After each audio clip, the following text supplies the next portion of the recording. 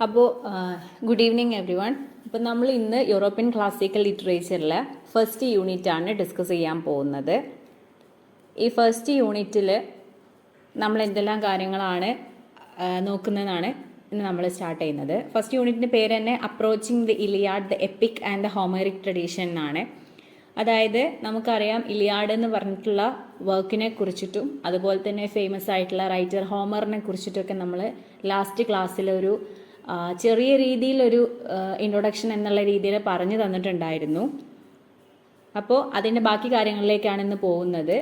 Like ഹോമറിൻ്റെ Iliad, അതിൻ്റെ summary തുടങ്ങിയിട്ടുള്ള കാര്യങ്ങളൊക്കെയാണ് നമ്മളിന്ന് ഡിസ്കസ് ചെയ്യുന്നത്. ആൻഡ് ആരാണ് ഹോമർ എന്നുള്ള കാര്യങ്ങളൊക്കെയാണ് ഡിസ്കസ് ചെയ്യുന്നത്.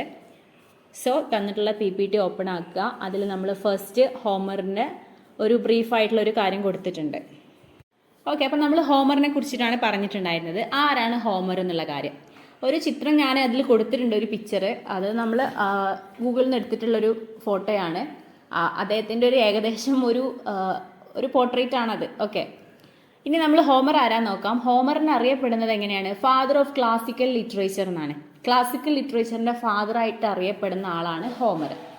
അദ്ദേഹത്തിൻ്റെ ഏറ്റവും ഫേമസ് ആയിട്ടുള്ള ഒരു വർക്കാണ് ഇലിയാഡ് എന്നിട്ടുള്ള ഒരു പോയം. പക്ഷേ ഇലിയാഡ് മാത്രമല്ല ഹോമർ എഴുതിയിട്ടുള്ളത്, വേറെയും ഒരുപാട് വർക്ക്സ് അദ്ദേഹം എഴുതിയിട്ടുണ്ട്. പക്ഷേ ഫേമസ് ആയിട്ടുള്ളത് ഈ ഒരു ഇലിയാഡ് എന്ന് പറഞ്ഞിട്ടുള്ള ഈ ഒരു വർക്കിൻ്റെ പേരിലാണ്. ഓക്കെ, പിന്നെ ഗ്രീക്ക് റൈറ്ററാണ് നമ്മുടെ Homer. And Homer is considered one of the most revered and influential authors in history. Okay, ഹിസ്റ്ററിയിൽ തന്നെ വളരെ ഇൻഫ്ലുവൻസ് ആയിട്ടുള്ള, വളരെ കൂടുതൽ ആളുകൾ ഡിസ്കസ് ചെയ്യപ്പെട്ടിട്ടുള്ള ഒരു റൈറ്ററാണ് ഹോമർ. അതായത് അദ്ദേഹത്തിൻ്റെ വർക്കുകൾ കാലാകാലത്തോളം ഇങ്ങനെ റിപ്പീറ്റ് ചെയ്തുകൊണ്ടിരിക്കുകയാണ്. ആളുകൾ പഠിച്ചുകൊണ്ടിരിക്കുന്ന ഒരു വർക്ക്സും ആളുകൾ ഡിസ്കസ് ചെയ്തുകൊണ്ടിരിക്കുന്ന ഒരു വ്യക്തിയുമാണ് Homer. Homer's Iliad centers on a quarrel between King Agamemnon and the warrior Achilles during the last year of the Trojan War.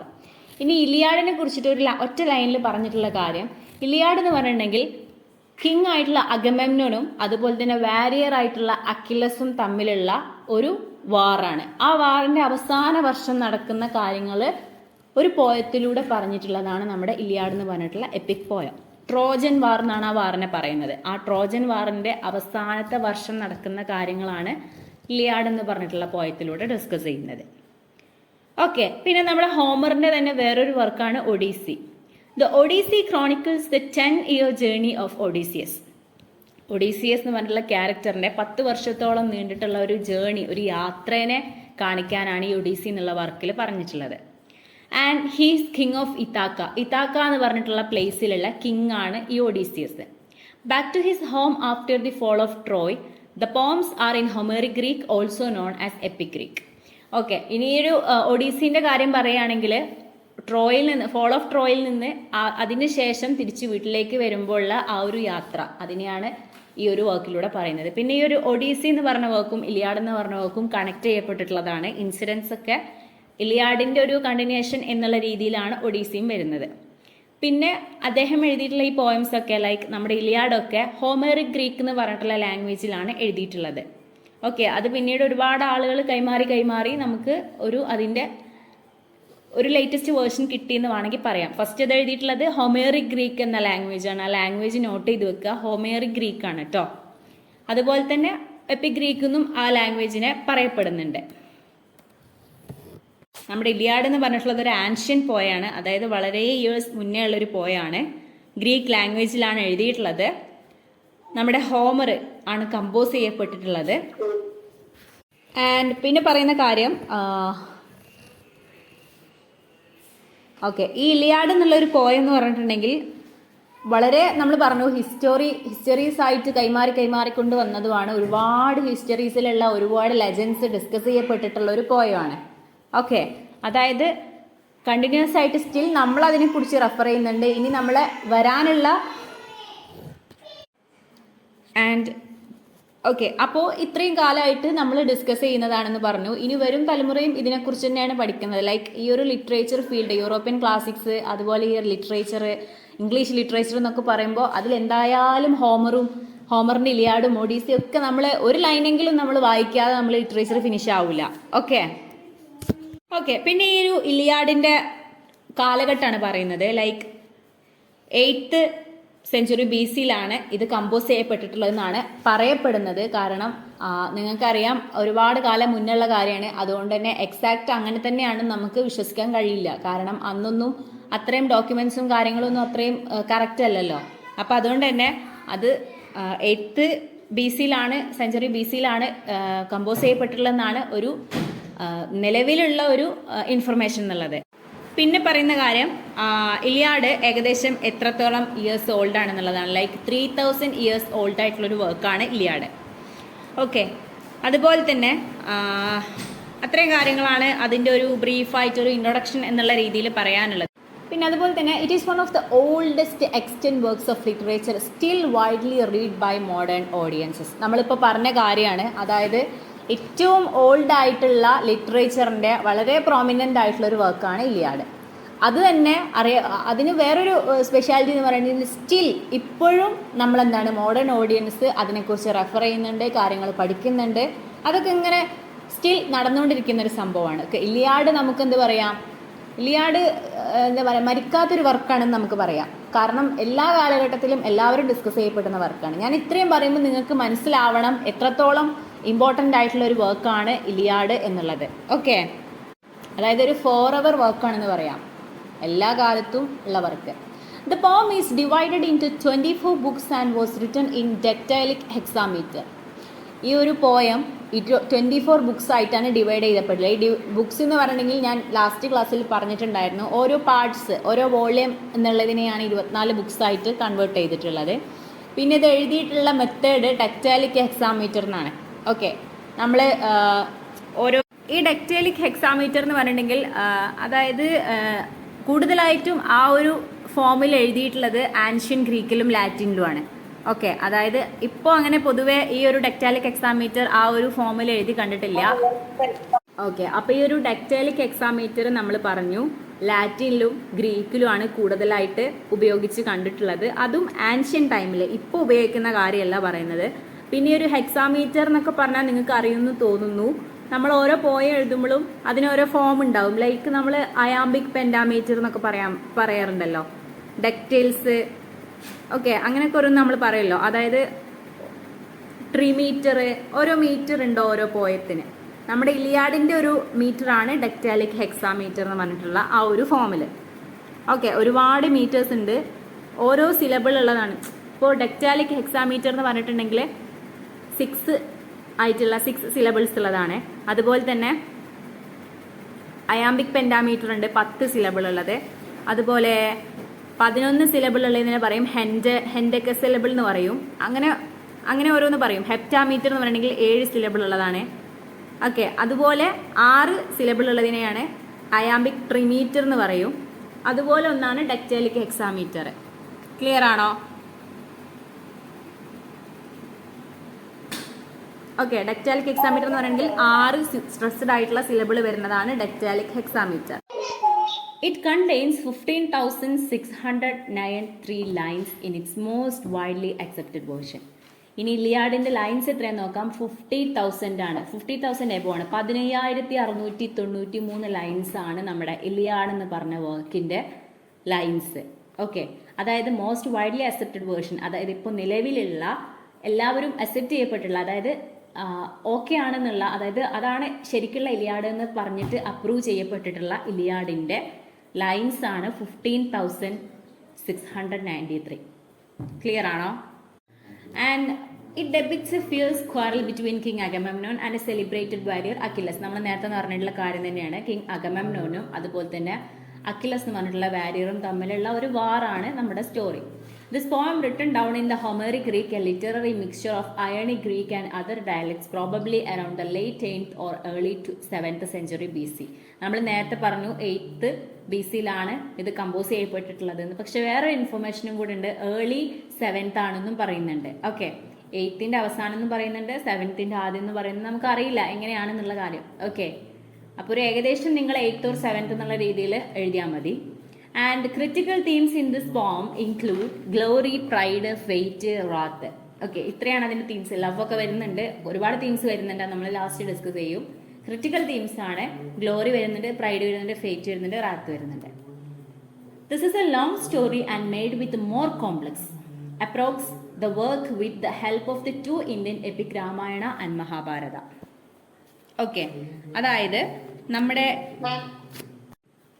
And ഇലിയാഡിന്റെ കാര്യം പറയുകയാണെങ്കിൽ Iliad deals with events of the final weeks of the Trojan war, a war that had lasted for 10 years. Okay, Trojan war എന്ന് പറഞ്ഞിട്ടുള്ള വാറിനെ ആസ്പദമായിട്ടാണ് നമ്മൾ Iliad എന്ന് നമ്മൾ നേരത്തെ പറഞ്ഞിട്ടുണ്ടായിരുന്നു. ഈ വാർ ഏകദേശം 10 വർഷത്തോളം ലാസ്റ്റ് ചെയ്യപ്പെട്ടിട്ടുള്ള വാറാണ്. അതായത് 10 വർഷത്തോളം നീണ്ടു നിന്നിട്ടുള്ള ഒരു വാറാണ് ഈ ട്രോജൻ വാർ. അതിന്റെ അവസാന ആഴ്ചകളിലുള്ള കുറച്ച് കാര്യങ്ങളാണ് നമ്മുടെ ഇലിയാഡ് എന്നുള്ള പോയമായിട്ട് കമ്പോസ് ചെയ്ത് വന്നിട്ടുള്ളത്. ആൻഡ് നമുക്ക് രാമായണവുമായിട്ടും അതുപോലെ തന്നെ മഹാഭാരതവുമായിട്ട് നമ്മുടെ ഈ ഒരു എപ്പിക് പോയത്തിനെ കണക്ട് ചെയ്ത് പറയാം. അതായത് ഈ ഒരു ട്രോജൻ വാറിനെ, ആ ഒരു വാറിനെ നമുക്ക് കണക്ട് ചെയ്ത് പറയാം.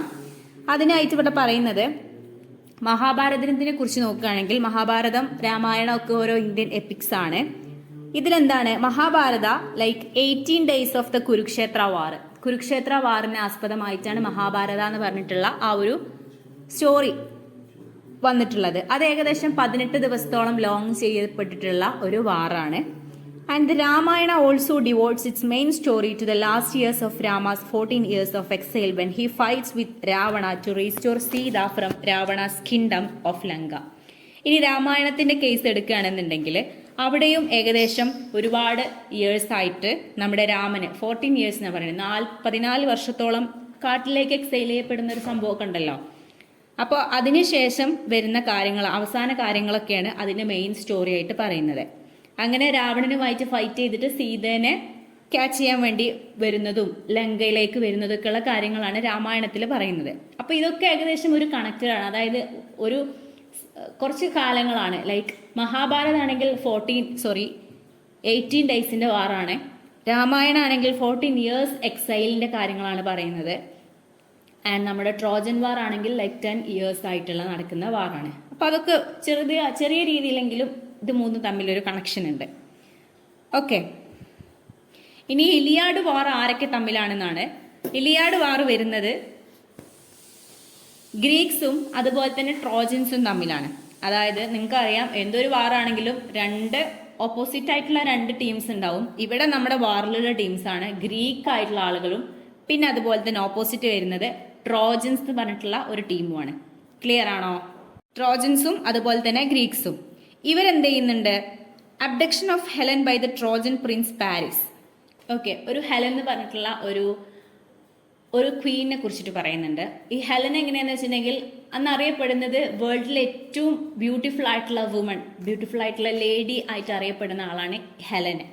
ഹെലന് സ്പാർട്ട എന്ന് പറഞ്ഞിട്ടുള്ള സ്ഥലത്തുള്ള രാജ്ഞിയാണ്. അവിടെയുള്ള കിങ്ങിന്റെ വൈഫാണ് ഹെലന്.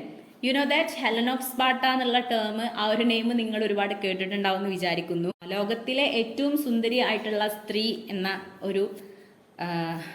ഒരു പട്ടമാണ് ആർക്ക് കിട്ടിയിട്ടുള്ളത്? ഈ ഹെലൻ എന്ന് പറഞ്ഞുള്ള അവർക്ക് കിട്ടിയിട്ടുള്ളത്. അവരെ കിഡ്നാപ്പ് ചെയ്യുന്ന, അവരെ തട്ടിക്കൊണ്ടു പോകുന്ന കുറച്ച് ഇൻസിഡൻസും കാര്യങ്ങളൊക്കെയാണ് നമ്മുടെ ഈ ഒരു ഇലിയാഡിൽ ഉള്ളത്. ഹെലൻ എന്ന് പറഞ്ഞിട്ടുണ്ടെങ്കിൽ മെനലസ് എന്ന് പറഞ്ഞിട്ടുള്ള കിങ്ങിന്റെ വൈഫാണ്. അതായത് നമ്മൾ നേരത്തെ പറഞ്ഞു കിങ് അഗമെമ്നോൺ എന്ന് പറഞ്ഞിട്ടുള്ള ആ കിങ് അഗമെമ്നോന്റെ ബ്രദർ ആണ് ഈ മെനലോസ്.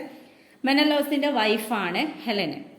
ഓക്കെ, ഇനി ഇവിടെ നമ്മൾ പറഞ്ഞു ഗ്രീക്സും ട്രോജൻസും തമ്മിലുള്ള വാറാണ് നമ്മുടെ ഇലിയാഡ്. ഇനി രാമായണത്തിന്റെ കേസ് എടുക്കുകയാണെങ്കിൽ അവിടെ രാമനും അതുപോലെ തന്നെ രാവണനും തമ്മിലുള്ള ഒരു വാറാണ്. എന്തിനു വേണ്ടിയിട്ടാണ്? ഇവിടെ ഹെലന് വേണ്ടിയിട്ടാണെങ്കിൽ അവിടെ സീതയ്ക്ക് വേണ്ടിയിട്ടാണ്. ഓക്കെ, രാവണന്റെ കയ്യിൽ നിന്ന് സീതനെ എടുക്കാൻ വേണ്ടിയിട്ടുള്ള ഒരു വാറാണ്. ഇനി മഹാഭാരതത്തിന്റെ കേസ് എടുക്കുകയാണെങ്കിൽ പാണ്ഡവരും കൗരവരും തമ്മിലുള്ള വാറാണ്. ഓക്കെ, ആർക്ക് വേണ്ടിയിട്ടാണ്? റിവെഞ്ച് ബൈ ദ്രൗപദിക്ക് വേണ്ടിയിട്ടാണ്. ഓക്കെ, അപ്പോൾ തമ്മിലൊരു കണക്ഷൻ നിങ്ങൾക്ക് തോന്നുന്നില്ലേ?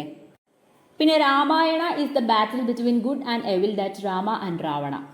ഓക്കെ, അതായത് എല്ലാ യുദ്ധങ്ങളും അങ്ങനെ തന്നെയാണല്ലോ, ഗുഡും എവിലും തമ്മിലാണ് എല്ലാ യുദ്ധങ്ങളും നടക്കാറുള്ളത്. അപ്പോൾ ഇങ്ങനത്തെ ഒക്കെ കാര്യങ്ങളാണ് ഇതിൽ പറയുന്നത്. ഇനി നമുക്ക് നമ്മുടെ ഇലിയാഡിലെ ക്യാരക്ടേഴ്സ് ആരൊക്കെയാന്ന് നോക്കാം. അക്കില്ലസ് എന്ന് പറഞ്ഞിട്ടുള്ള ക്യാരക്ടേഴ്സ് ഉണ്ട്. പേജ് നമ്പർ കിട്ടിയില്ലേ? കാരണം നിങ്ങൾക്ക് പെട്ടെന്ന് സ്റ്റോറി കേൾക്കുന്ന സമയത്ത് ഇത് ഏത് ക്യാരക്ടർ, ഒരുപാട് ക്യാരക്ടേഴ്സ് ഉണ്ട്, അവരെല്ലാവരും ഒന്നും നമുക്ക് പറയേണ്ട ആവശ്യമില്ല. എന്നാലും ഇമ്പോർട്ടൻ്റ് ആയിട്ടുള്ള ആളുകളൊക്കെ നമ്മൾ അറിഞ്ഞിരിക്കണമല്ലോ.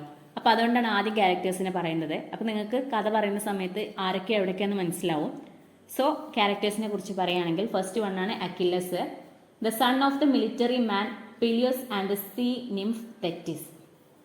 അക്കില്ലസ് പിലിയോസിൻ്റെയും അതുപോലെ തന്നെ സീ നിംഫ് ആയിട്ടുള്ള തെറ്റിസിൻ്റെയും മകനാണ്. പിന്നെ വരുന്നതാണ് അഗമെമ്നോൺ. അഗമെമ്നോന് വേറൊരു പേരും കൂടി ഉണ്ട്, അട്രൈഡസ് എന്നും പറയുന്നുണ്ട്. ഇത് നെയിംസ് ആയതുകൊണ്ട് നിങ്ങൾക്ക് എങ്ങനെ വേണമെങ്കിലും പ്രൊനൗൺസ് ചെയ്യാം. എങ്ങനെ വേണമെങ്കിലും എന്ന് വെച്ചിട്ടുണ്ടെങ്കിൽ അത് ഓരോ അക്ഷരങ്ങൾ ഓരോ സൗണ്ടുകൾ അങ്ങോട്ടും ഇങ്ങോട്ടും മാറി എന്ന് വെച്ചിട്ട് വിഷയമില്ല, കാരണം പേരുകളാണ്. Agamemnon king of Mycenae and the leader of the Achaean army, brother of king Menelaus of Sparta. സ്പാർട്ടയിലുള്ള കിങ് ആണ്, സ്പാർട്ടയിലുള്ള ആളാണ് king of Mycenae and leader of the Achaean army. Achaean ആർമിയിലുള്ള ലീഡറാണ്. മെയ്ക്കേനിയ എന്ന് പറഞ്ഞിട്ടുള്ള സ്ഥലത്തുള്ള കിങ് ആണ്. അതുപോലെ തന്നെ മെനലസിന്റെ ബ്രദറാണ്. മെനലസ് ആണ് നമ്മുടെ ഹെലന്റെ ഹസ്ബൻഡ് എന്ന് നേരത്തെ പറഞ്ഞിട്ടുണ്ടായിരുന്നു. ആരും തമ്മിൽ മാറിപ്പോവരുത് കേട്ടോ. മെനലസ് എവിടെയുള്ള ആളാണ്? സ്പാർട്ടയിലുള്ള ആളാണ്. നമ്മുടെ അഗമെമ്നൻ എവിടെയുള്ള ആളാണ്? മെഗ്നി എന്ന് പറഞ്ഞിട്ടുള്ള സ്ഥലത്തുള്ള ആളാണ്. പിന്നെ പെട്രോക്ലസ് എന്നുള്ളൊരു ക്യാരക്ടറാണ്. അദ്ദേഹം Achilles beloved friend, companion and adviser.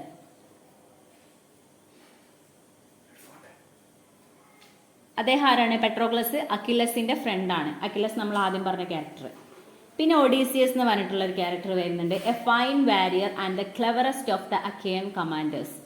വളരെ ഫൈൻ ആയിട്ടുള്ള, വളരെ ബെസ്റ്റ് ആയിട്ടുള്ള ഒരു വാരിയർ ആണ്. ആൻഡ് അതുപോലെ തന്നെ ക്ലവർ ആയിട്ടുള്ള, വളരെ ബുദ്ധിശാലി ആയിട്ടുള്ള ഒരു കമാൻഡറുമാണ്. അടുത്തതാണ് ഡയോമെഡിസ്. അദ്ദേഹത്തിന് പറയുന്ന വേറൊരു പേരാണ് ടിഡിഡസ് എന്നും പറയുന്നുണ്ട്. The youngest of the Achaean commanders. Achaean കമാൻഡേഴ്സിലുള്ള യങ്ങസ്റ്റ് ആയിട്ടുള്ള, യങ്ങായിട്ടുള്ള ഒരാളാണ്. പിന്നെ ഗ്രേറ്റ് അജാക്സ് വേറൊരു അഖെയൻ കമാൻഡർ ആണ്. പിന്നെ ഹെക്ടർ ട്രോജനിലുള്ള ആളാണ് കേട്ടോ. ഗ്രീക്സും ട്രോജൻസ് എന്ന് പറയാൻ ലാസ്റ്റ് ഞാൻ പറഞ്ഞുതരാം ഏതൊക്കെയാണ് എവിടെയൊക്കെ ഉള്ളത് കേട്ടോ. ഹെക്ടർ ആണ് സൺ ഓഫ് കിങ് പ്രിയം ആൻഡ് ക്വീൻ ഹെക്യുബ. ഹെക്യുബ എന്ന് പറഞ്ഞ ക്വീനിന്റെയും പ്രിയം എന്ന് പറഞ്ഞ കിങ്ങിന്റെയും മകനാണ് ഹെക്ടർ. പിന്നെ ഫീനിക്സ് ആണ്. ഫീനിക്സ് ഒരു ഓൾഡ് വാരിയർ ആണ്, വളരെ കൈൻഡ്ലി ആയിട്ടുള്ള ഒരു ഓൾഡ് വാരിയർ ആണ്. പിന്നെ പേലസ് ആണ്, Achilles father and the grandson of Zeus. Zeus ഒരു ഗോഡസ് ആണ്. ഇതിൽ ഒരുപാട് ഗോഡുകളും ഗോഡസുകളൊക്കെ വരുന്നുണ്ട്. We know that it's a Greek mythology poem. Okay, ഗ്രീക്കിൽ ഒരുപാട് ഗോഡസുകൾ ഉണ്ടെന്ന് നിങ്ങൾക്ക് അറിയാമല്ലോ. പിലിയസ് എന്ന് പറഞ്ഞിട്ടുള്ള ക്യാരക്ടർ എന്താണ്? അക്കില്ലസിന്റെ ഫാദർ ആണ്. അതുപോലെ തന്നെ സിയോസ് എന്ന് പറഞ്ഞിട്ടുള്ള ഒരു ഗോഡിന്റെ എന്താണ്? ഗ്രാൻഡ് സണ്ണുമാണ്. പിന്നെ മെനലസ് ആണ്, കിങ് ഓഫ് സ്പാർട്ട. നമ്മൾ നേരത്തെ പറഞ്ഞു അഗമെമ്നോന്റെ ബ്രദർ ആണ്. സ്പാർട്ടയിലുള്ള കിങ് ആണ്, യങ്ങർ ബ്രദർ ഓഫ് അഗമെമ്നോൺ. പിന്നെ നെസ്റ്റർ എന്ന് പറഞ്ഞിട്ടൊരു ക്യാരക്ടർ ഉണ്ട്, പൈലോസ് എന്ന് പറഞ്ഞിട്ടുള്ള സ്ഥലത്തുള്ള കിങ് ആണ്. പ്രിയം, അടുത്ത ക്യാരക്ടറാണ് Priam, king of Troy and husband of Hecuba. ഹെക്യുബന്റെ ഹസ്ബൻഡും ആണ്, ട്രോയിലുള്ള കിങ്ങും ആണ്. നമ്മൾ പറഞ്ഞു ഹെക്ടറിന്റെ ഫാദറും ആണ് കേട്ടോ. Priam is the father of 15 Trojan warriors including Hector and Paris. നമുക്ക് പഠിക്കാനുള്ള 2 ക്യാരക്ടേഴ്സിലുള്ള ഹെക്ടറും പാരീസും. അവരുടെ ഫാദർ ആണ് പ്രിയം. അതുപോലെ തന്നെ father of 50 Trojan warriors, 15 Trojan വാരിയറുകളുടെ അച്ഛനുമാണ് പ്രിയം. പിന്നെ ഹെക്യുബ ആണ് queen of Troy, wife of Priam. ട്രോയിലുള്ള ക്വീനാണ്, പ്രിയത്തിന്റെ വൈഫാണ്. നിങ്ങൾ ശ്രദ്ധിക്കണം, പ്രിയം എന്നുള്ള ആള് കിങ് ഓഫ് ട്രോയ് ആണ്, അവരുടെ wife Hecuba queen of Troy. Okay, പിന്നെ മെനലസ് കിങ് ഓഫ് സ്പാർട്ടയാണ്, അവരുടെ വൈഫ് ഹെലൻ ഉണ്ട്, ക്വീൻ ഓഫ് സ്പാർട്ട. ഓക്കെ, അങ്ങനെ ഓരോ സ്ഥലം ഏതൊക്കെയാണെന്നൊന്ന് ഓർത്തേക്ക് കേട്ടോ. പിന്നെ നമ്മൾ നേരത്തെ പറഞ്ഞൊരു ക്യാരക്ടറാണ് പാരീസ്. പാരീസിനെ അലക്സാണ്ടർ എന്നും അറിയപ്പെടുന്നുണ്ട്. A son of Priam and Hecuba and brother of Hector. പറഞ്ഞിട്ടുള്ള കാര്യങ്ങൾ തന്നെ അങ്ങോട്ടും ഇങ്ങോട്ടും പറയാണ് കേട്ടോ. അതായത് പ്രിയത്തിന്റെയും ഹെക്യുബന്റെയും മകനാണ്, ഹെക്ടറിന്റെ ബ്രദർ ആണെന്ന്. പിന്നെ നമ്മുടെ ഹെലൻ ആണ്, reputed to be the most beautiful woman in the ancient world. അന്ന് അറിയപ്പെടുന്ന ഒരു പേരെന്ന് പറയണമെങ്കിൽ ആൻഷ്യൻ വേൾഡിലെ ഏറ്റവും ബ്യൂട്ടിഫുൾ ആയിട്ടുള്ള വുമൺ എന്നറിയപ്പെടുന്നത് ഈ ഹെലൻ ആണ്. മെനലസിന്റെ വൈഫാണ്, സ്പാർട്ടയിലുള്ള ക്വീൻ ആണ്. പിന്നെ ഏനിയാസ് ആണ്, ഒരു ട്രോജൻ നോബിൾമാൻ ആണ്. പിന്നെ ആൻഡ്രോമേഷ് ആണ്, ഹെക്ടറിന്റെ ലവിങ് വൈഫാണ്. ഹെക്ടറിന്റെ വൈഫാണ് ആര്? ആൻഡ്രോമേഷ് എന്ന് പറഞ്ഞിട്ടുള്ള ക്യാരക്ടർ കേട്ടോ. പിന്നെ പോളിഡമാസ് ഉണ്ട്, ഒരു യങ് ആയിട്ടുള്ള ട്രോജൻ കമാൻഡർ ആണ്. പിന്നെ ഗ്ലൗക്കസ് ഒരു പവർഫുൾ ട്രോജൻ വാരിയർ ആണ്. സർപ്പഡൻ, സ്യൂസ് എന്ന് പറഞ്ഞൊരു ഗോഡസിനെ കുറിച്ച് പറയുന്നുണ്ട്, അവരുടെ മകനാണ് സർപ്പഡൻ. പിന്നെ ക്രിസൈസ് എന്ന് പറഞ്ഞിട്ടുള്ള ഒരു ക്യാരക്ടർ വരുന്നുണ്ട്. അത് ക്രിസസിന്റെ മകളാണ്. പേരുകൾ തമ്മിൽ നോക്കട്ടെ, ചെറിയ ഓരോ വ്യത്യാസത്തിലാണ് ഫാദറിന്റെയും മദറിന്റെ മക്കളുടെ ഒക്കെ പേര് വരുന്നത്. ക്രിസൈസ് എന്നുള്ള ക്യാരക്ടർ ക്രിസസ് എന്ന് പറഞ്ഞിട്ടുള്ള ആള് ഡോക്ടറാണ്. ആൻഡ് പിന്നെ ബ്രിസൈസ് എന്ന് പറഞ്ഞിട്ടൊരു ക്യാരക്ടർ ഉണ്ട്. വാർ പ്രൈസ് ഓഫ് അക്കിലസിന്റെ വാർ പ്രൈസ് ആയിട്ട് കണക്കാക്കപ്പെടുന്നതാണ്. പിന്നെ Chryses a priest of Apollo in a Trojan allied town, അതായത് അപ്പോളോയിലുള്ള പ്രീസ്റ്റ് ആണ്. പിന്നെ Zeus king of the gods and husband of Hera. King of the gods, ഗോഡുകളിലെ കിങ് എന്ന് അറിയപ്പെടുന്ന ആളാണ് സ്യൂസ്. അതുപോലെ തന്നെ ഹെറ എന്ന് പറഞ്ഞിട്ടുള്ള ഒരാളുടെ ഹസ്ബൻഡുമാണ്. പിന്നെ Hera queen of the gods and Zeus wife, ഗോഡ്സിന്റെ ക്വീനുമാണ്, അതുപോലെ തന്നെ സ്യൂസിന്റെ വൈഫുമാണ്. പിന്നെ Athena the goddess of wisdom അറിയപ്പെടുന്ന ആളാണ്, ഗോഡസ് ഓഫ് വിസ്ഡം. പിന്നെ Thetis a sea nymph and the devoted mother of അക്കിലസിന്റെ മദറാണ്. പിന്നെ Apollo a son of Zeus, Apollo ഒരു ഗോഡാണ് കേട്ടോ, സ്യൂസിന്റെ മകനാണ്. And Aphrodite goddess of love and daughter of സ്യൂസിന്റെ മകളും അതുപോലെ തന്നെ ലവിന്റെ ഗോഡസ് ആയിട്ട് അറിയപ്പെടുന്ന ആളാണ് അഫ്രോഡൈറ്റ്. പിന്നെ Poseidon brother of Zeus and God of the sea, God of the sea എന്ന് അറിയപ്പെടുന്ന ക്യാരക്ടർ, അതായത് കടലിന്റെ ദൈവം എന്നറിയപ്പെടുന്ന ആളാണ് പൊസൈഡൻ എന്ന് പറയുന്ന character.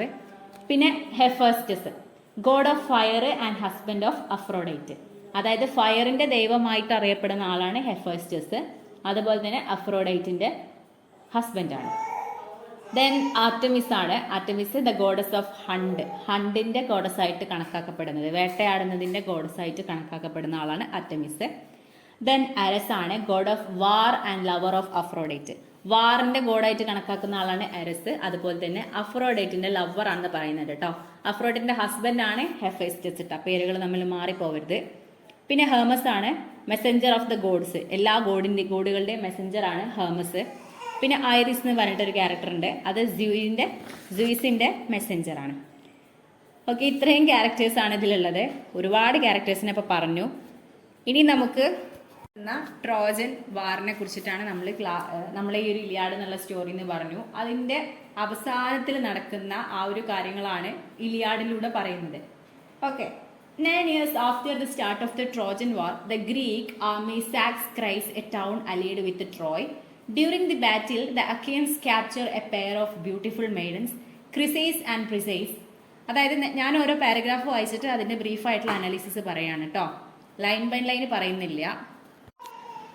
Okay, 9 years after the start of the Trojan War, Trojan വാറിന് ശേഷം, ഈ 9 years വാറിന് ശേഷം നടക്കുന്ന കാര്യമാണ് നമ്മുടെ ഇലിയാഡ് എന്ന് പറഞ്ഞു. ആൻഡ് ആ സമയത്ത് ഗ്രീക്ക് ആർമി ക്രൈസ് എന്ന് പറഞ്ഞിട്ടുള്ള എ ടൗൺ അലൈഡ് വിത്ത് ട്രോയുമായിട്ട് കണക്ട് ചെയ്യപ്പെട്ടുള്ള ഒരു ടൗൺ ആണ്. അതുമായി ബന്ധപ്പെട്ടുള്ള ക്രൈസിന് എന്ത് ചെയ്യാണ്, അവരുടെ ആർമി അറ്റാക്ക് ചെയ്യാണ്. And during the battle the Achaeans capture a pair of beautiful maidens Chryseis and Briseis. ആ ഒരു ബാറ്റിലിന്റെ സമയത്ത്, അതായത് ആ ഒരു യുദ്ധത്തിന്റെ സമയത്ത് ഈ അക്കിയൻസ്, അതായത് ഗ്രീക്ക് ടീംസ് ഉണ്ടല്ലോ, ഗ്രീക്ക് ടീം, അവരെന്ത് ചെയ്യാണ്, ബ്യൂട്ടിഫുൾ ആയിട്ടുള്ള കുറച്ച് മെയ്ഡനെ ക്യാപ്ചർ ചെയ്യാണ്, പിടിച്ചു വെക്കുകയാണ്. നമുക്കറിയാം ആൻഷ്യൻ ടൈമിൽ നടക്കുന്ന വാറിന്റെ സമയത്ത് ഓപ്പോസിറ്റ് ആയിട്ടുള്ള എന്ത് സാധനങ്ങളും അവരെടുക്കും. ഓക്കെ, പണ്ട് കാലത്ത് നടന്ന വാർ അങ്ങനെയായിരുന്നു. എന്ത് വിലപിടിപ്പുള്ള കാര്യങ്ങളാണെങ്കിലും ഇനിയിപ്പോൾ ലേഡീസിനെ ആണെങ്കിലും ഒക്കെ അവരെന്ത് ചെയ്യും, അവർ കൊള്ളയടിച്ച് കൊണ്ടുപോയിരുന്നു. അപ്പോൾ ആ സമയത്താണ് ഇവർക്ക് എന്ത് ചെയ്യുന്നത്, ഇവർ ബ്യൂട്ടിഫുൾ ആയിട്ടുള്ള കുറച്ച് മെയ്ഡൻസിനെ എടുക്കുന്നത്. അതിൽപ്പെട്ട ആളുകളാണ്, അതിൽപ്പെട്ടൊരു പെയറാണ് ക്രിസൈസും അതുപോലെ തന്നെ ബ്രിസൈസ് എന്ന് പറഞ്ഞിട്ടുള്ള രണ്ട് character. And Agamemnon, the leader of the Achaean forces, takes Chryses as his prize, and Achilles, the Achaeans' greatest warrior, claim Chryses. അപ്പോൾ ഈ സമയത്ത് നമ്മുടെ ഗ്രീക്ക് ലീഡറാണ് അഗമെമ്നോൻ എന്ന് പറഞ്ഞിട്ടുണ്ടായിരുന്നു. ഈ അക്കിയൻ ടീമിന്റെ, അതായത് ഇവരുടെ ലീഡറാണ് അഗമെമ്നോൻ കിങ്. അദ്ദേഹം എന്താണ്, ഈ ക്രിസൈസ് എന്ന് പറഞ്ഞിട്ടുള്ള ആളെ അവരുടെ പ്രൈസ് ആയിട്ട് എടുക്കുകയാണ്, അദ്ദേഹത്തിന്റെ പ്രൈസ് ആയിട്ട് എടുക്കുകയാണ്. അതുപോലെ തന്നെ അക്കില്ലസ് എന്ന് പറഞ്ഞിട്ടുള്ള വാരിയർ, അദ്ദേഹം ഗ്രേറ്റ് ആയിട്ടുള്ള ഗ്രീക്ക് വാരിയർ ആണ്. അദ്ദേഹം എന്ത് ചെയ്യാണ്, ബ്രിസൈസ് എന്ന് പറഞ്ഞിട്ടുള്ള ആ മെയ്ഡനെ എടുക്കുകയാണ്. അഗമെമ്നോണ് ക്രിസൈസിനെ എടുക്കുന്നുണ്ട്, അക്കില്ലസ് എന്ത് ചെയ്യുന്നുണ്ട്, ബ്രിസൈസിനെയും എടുക്കുന്നുണ്ട്.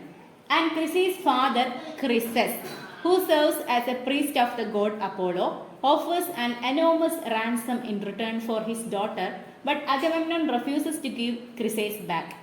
ഇനി ക്രിസൈസിന്റെ ഫാദറാണ് ക്രിസസ് എന്ന് പറഞ്ഞു. അദ്ദേഹം ഗോഡായിട്ടുള്ള അപ്പോളോന്റെ പ്രിസ്റ്റ് ആയിട്ട് സെർവ് ചെയ്യുന്ന ആളാണ്. ഓക്കെ, ഗോഡായിട്ടുള്ള അപ്പോളോന്റെ പ്രിസ്റ്റ് ആയിട്ട് നടക്കുന്ന ആളാണ് ഈ ക്രിസസ്. അപ്പൊ അദ്ദേഹം അപ്പോളോനോട് പറയുന്നുണ്ട്, ഗോഡ് അപ്പോളോനോട് പറയുന്നുണ്ട്. ഓക്കെ, അങ്ങനെ നമ്മുടെ ക്രിസസ് എന്ത് ചെയ്യുന്നുണ്ട്, ഗോഡ് അപ്പോളോനോട് ഒരു ഓഫർ ലെറ്റർ പറയുന്നുണ്ട് അദ്ദേഹത്തിന്റെ മകളായിട്ടുള്ള ക്രിസൈസിനെ വിട്ടുകൊടുക്കാൻ വേണ്ടിയിട്ട്. പക്ഷെ അഗമെമ്നോൺ കിങ് എന്ത് ചെയ്യാണ്, അത് റെഫ്യൂസ് ചെയ്യാണ്. എന്നിട്ട് എന്ത് ചെയ്യുന്നുണ്ട്, ഗിവ് ക്രിസൈസ് ബാക്ക്, ക്രിസൈസിനെ ഇങ്ങോട്ട് തന്നെ തിരിച്ചെടുക്കുന്നുണ്ട്. And Chryses then prays to Apollo.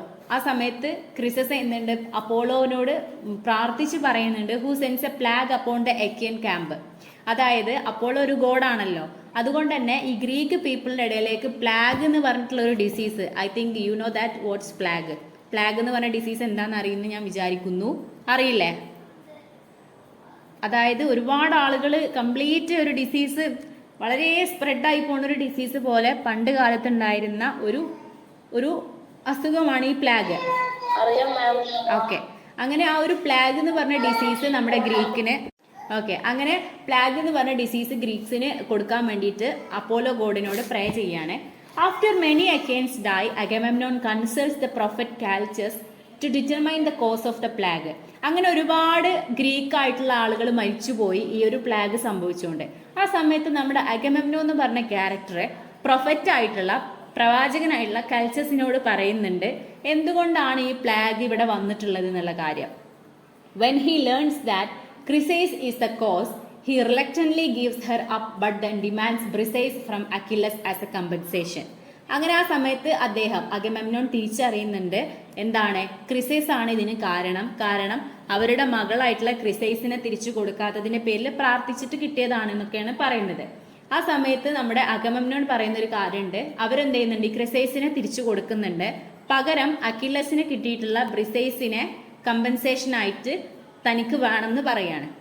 Furious at this insult Achilles return to his tent in the army camp and refuses to fight in the war any longer. അങ്ങനെ ഈ ഒരു ഇൻസൾട്ട് കിട്ടി അക്കില്ലസിന്, അത് ഭയങ്കര ബുദ്ധിമുട്ടായി ആ ഒരു കാര്യം. ആ സമയത്ത് അക്കില്ലസ് എന്ത് ചെയ്യുന്നുണ്ട്, ടെന്റിലേക്ക് തിരിച്ചു വന്നിട്ട് ഇനി ഫൈറ്റിനൊന്നും പോവില്ല, ഇനി വാറിനൊന്നും പോവില്ല എന്ന് പറഞ്ഞിട്ട് അതൊക്കെ റെഫ്യൂസ് ചെയ്ത് തിരിച്ചു പോരുന്നുണ്ട്.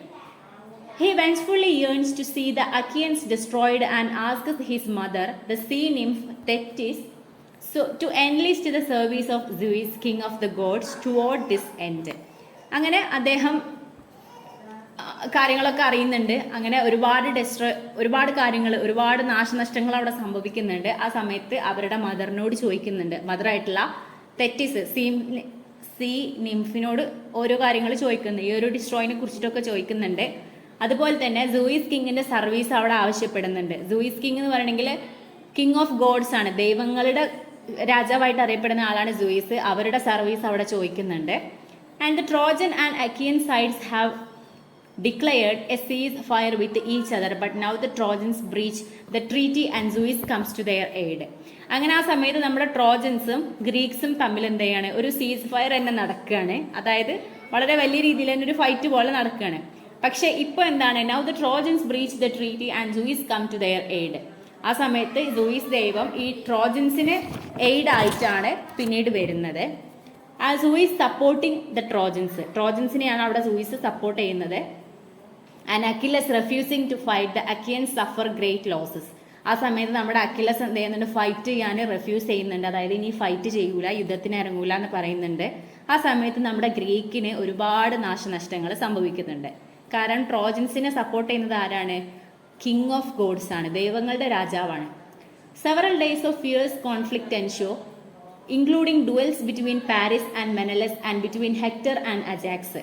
അതായത് ഒരുപാട് കോൺഫ്ലിക്റ്റുകൾ നടക്കുകയാണ്. The Achaeans make no progress, even the heroism of the great Achaean warrior Diomedes proves fruitless. അതായത് അക്കിയൻസിന്, അതായത് ഗ്രീക്സിന് ഒരു പ്രോഗ്രസ്സും ഇല്ല, ഇത്രയും ദിവസമായിട്ടും ഒരു മാറ്റവും നടക്കുന്നില്ല. And the Trojans push the Achaeans back, forcing them to take refuge behind the ramparts to protect their ships. അങ്ങനെ ട്രോജൻസ് ചെയ്യുന്നുണ്ട്, അക്കിയൻസിനെ തിരിച്ചയക്കുന്നുണ്ട്. എന്നിട്ട് അവരോട് എന്ത് ചെയ്യുന്നുണ്ട്, റെഫ്യൂജി ആയിട്ട് നിൽക്കാൻ പറയുന്നുണ്ട്, അവരുടെ ഷിപ്പൊക്കെ പ്രൊട്ടക്ട് ചെയ്യുന്ന രീതിയിൽ നിൽക്കാൻ പറയുന്നുണ്ട്. The Achaeans begin to nurture some hope of the future when night time reconnaissance mission by Diomedes and Odysseus yields information about the Trojans' plans, but the next day brings disaster. അതായത് അവരെന്ത് ചെയ്യുന്നുണ്ട്, ഒരു hope എന്നുള്ള രീതിയിലാണ് പിന്നീട് നിൽക്കുന്നത്. അങ്ങനെ അവർ ഡയമഡസിൻ്റെയും അതുപോലെ തന്നെ ഒഡീസീസിൻ്റെയൊക്കെ ഹെൽപ്പോട് കൂടിയിട്ട് ട്രോജൻസിൻ്റെ പ്ലാനിനെ കുറിച്ചിട്ടൊക്കെ അറിയുന്നുണ്ട്. But the next day brings disaster. പക്ഷെ പിറ്റേ ദിവസം അതൊരു ദുരന്തത്തിലേക്കാണ് പോയത്. Several Achaean commanders become wounded. കുറച്ച് അക്കിയൻ കമാൻഡേഴ്സൊക്കെ മുറിവൊക്കെ വന്നു, ബുദ്ധിമുട്ടിലായി. And the Trojans break through Achaean ramparts. Trojans എന്ത് ചെയ്തു? ആ റാംബർഡ്സ് ഒക്കെ പൊട്ടിച്ചു പോയി. And they advance all the way up to the boundary of the Achaean camp and set fire to one of the ships. അങ്ങനെ അവരെന്ത് ചെയ്യാണ്? ഷിപ്പിലേക്ക് ഫയർ ചെയ്യാണ്. Defeat seems imminent because without the ships the army will be stranded and Troy almost certainly destroyed. ഷിപ്പില്ലാതെ എന്തായാലും അവർക്ക് പോകാൻ കഴിയില്ലല്ലോ, അതുകൊണ്ട് അവർ ഷിപ്പൊക്കെ നശിപ്പിക്കുകയാണ്. Concerned of his comrades but still too proud to help them himself, Achilles agrees to a plan proposed by Nestor that will allow his beloved friend Patroclus to take his place in battle wearing his armor. ആ സമയത്ത് നമ്മുടെ Achilles എന്ത് ചെയ്യാണ്? നെസ്റ്റർ കൊണ്ടുവന്നിട്ടുള്ള ഒരു plan, നെസ്റ്റർ propose ചെയ്തിട്ടുള്ള ഒരു plan agri ചെയ്യുകയാണ്.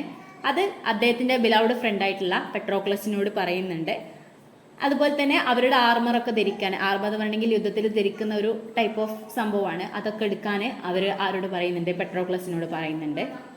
പെട്രോക്ലസ് is a fine warrior and his presence on the battlefield helps the Achaeans push the Trojans away from the ships and back to the city walls. ഈ ഒരു പെട്രോക്ലസ് ഒരു fine Warrier ആണ്. അദ്ദേഹത്തിന്റെ presence എങ്ങനെയാണെന്ന് വെച്ചിട്ടുണ്ടെങ്കിൽ നമ്മുടെ ഈ ട്രോജൻസിനെ ഷിപ്പിൽ നിന്നും പുറത്ത് തള്ളിച്ച് അവരെ ഫൈറ്റ് ചെയ്യാനെന്നുള്ള രീതിയിലൊക്കെ ബാറ്റിൽ ഫീൽഡിൽ, യുദ്ധത്തിന്റെ സ്ഥലത്ത് ഇവരെ നന്നായിട്ട് ഹെൽപ്പ് ചെയ്തിട്ടുള്ള ഒരാളാണ് Patroclus. But the counter attack soon falters. Apollo knocks Patroclus armour to the ground and hectare slice him. Apollo, അതായത് ഗോഡ് അപ്പോളോ ആണ് കേട്ടോ. Apollo knocks Patroclus armour to the ground, അതായത് ആർമർ, പെട്രോക്ലസിന്റെ ആർമർ ഗ്രൗണ്ടിൽ വെച്ചിട്ട് knock ചെയ്യപ്പെട്ടു. ആൻഡ് hectare slice ഹിം, ഹെക്ടർ അദ്ദേഹത്തെ കൊന്നു.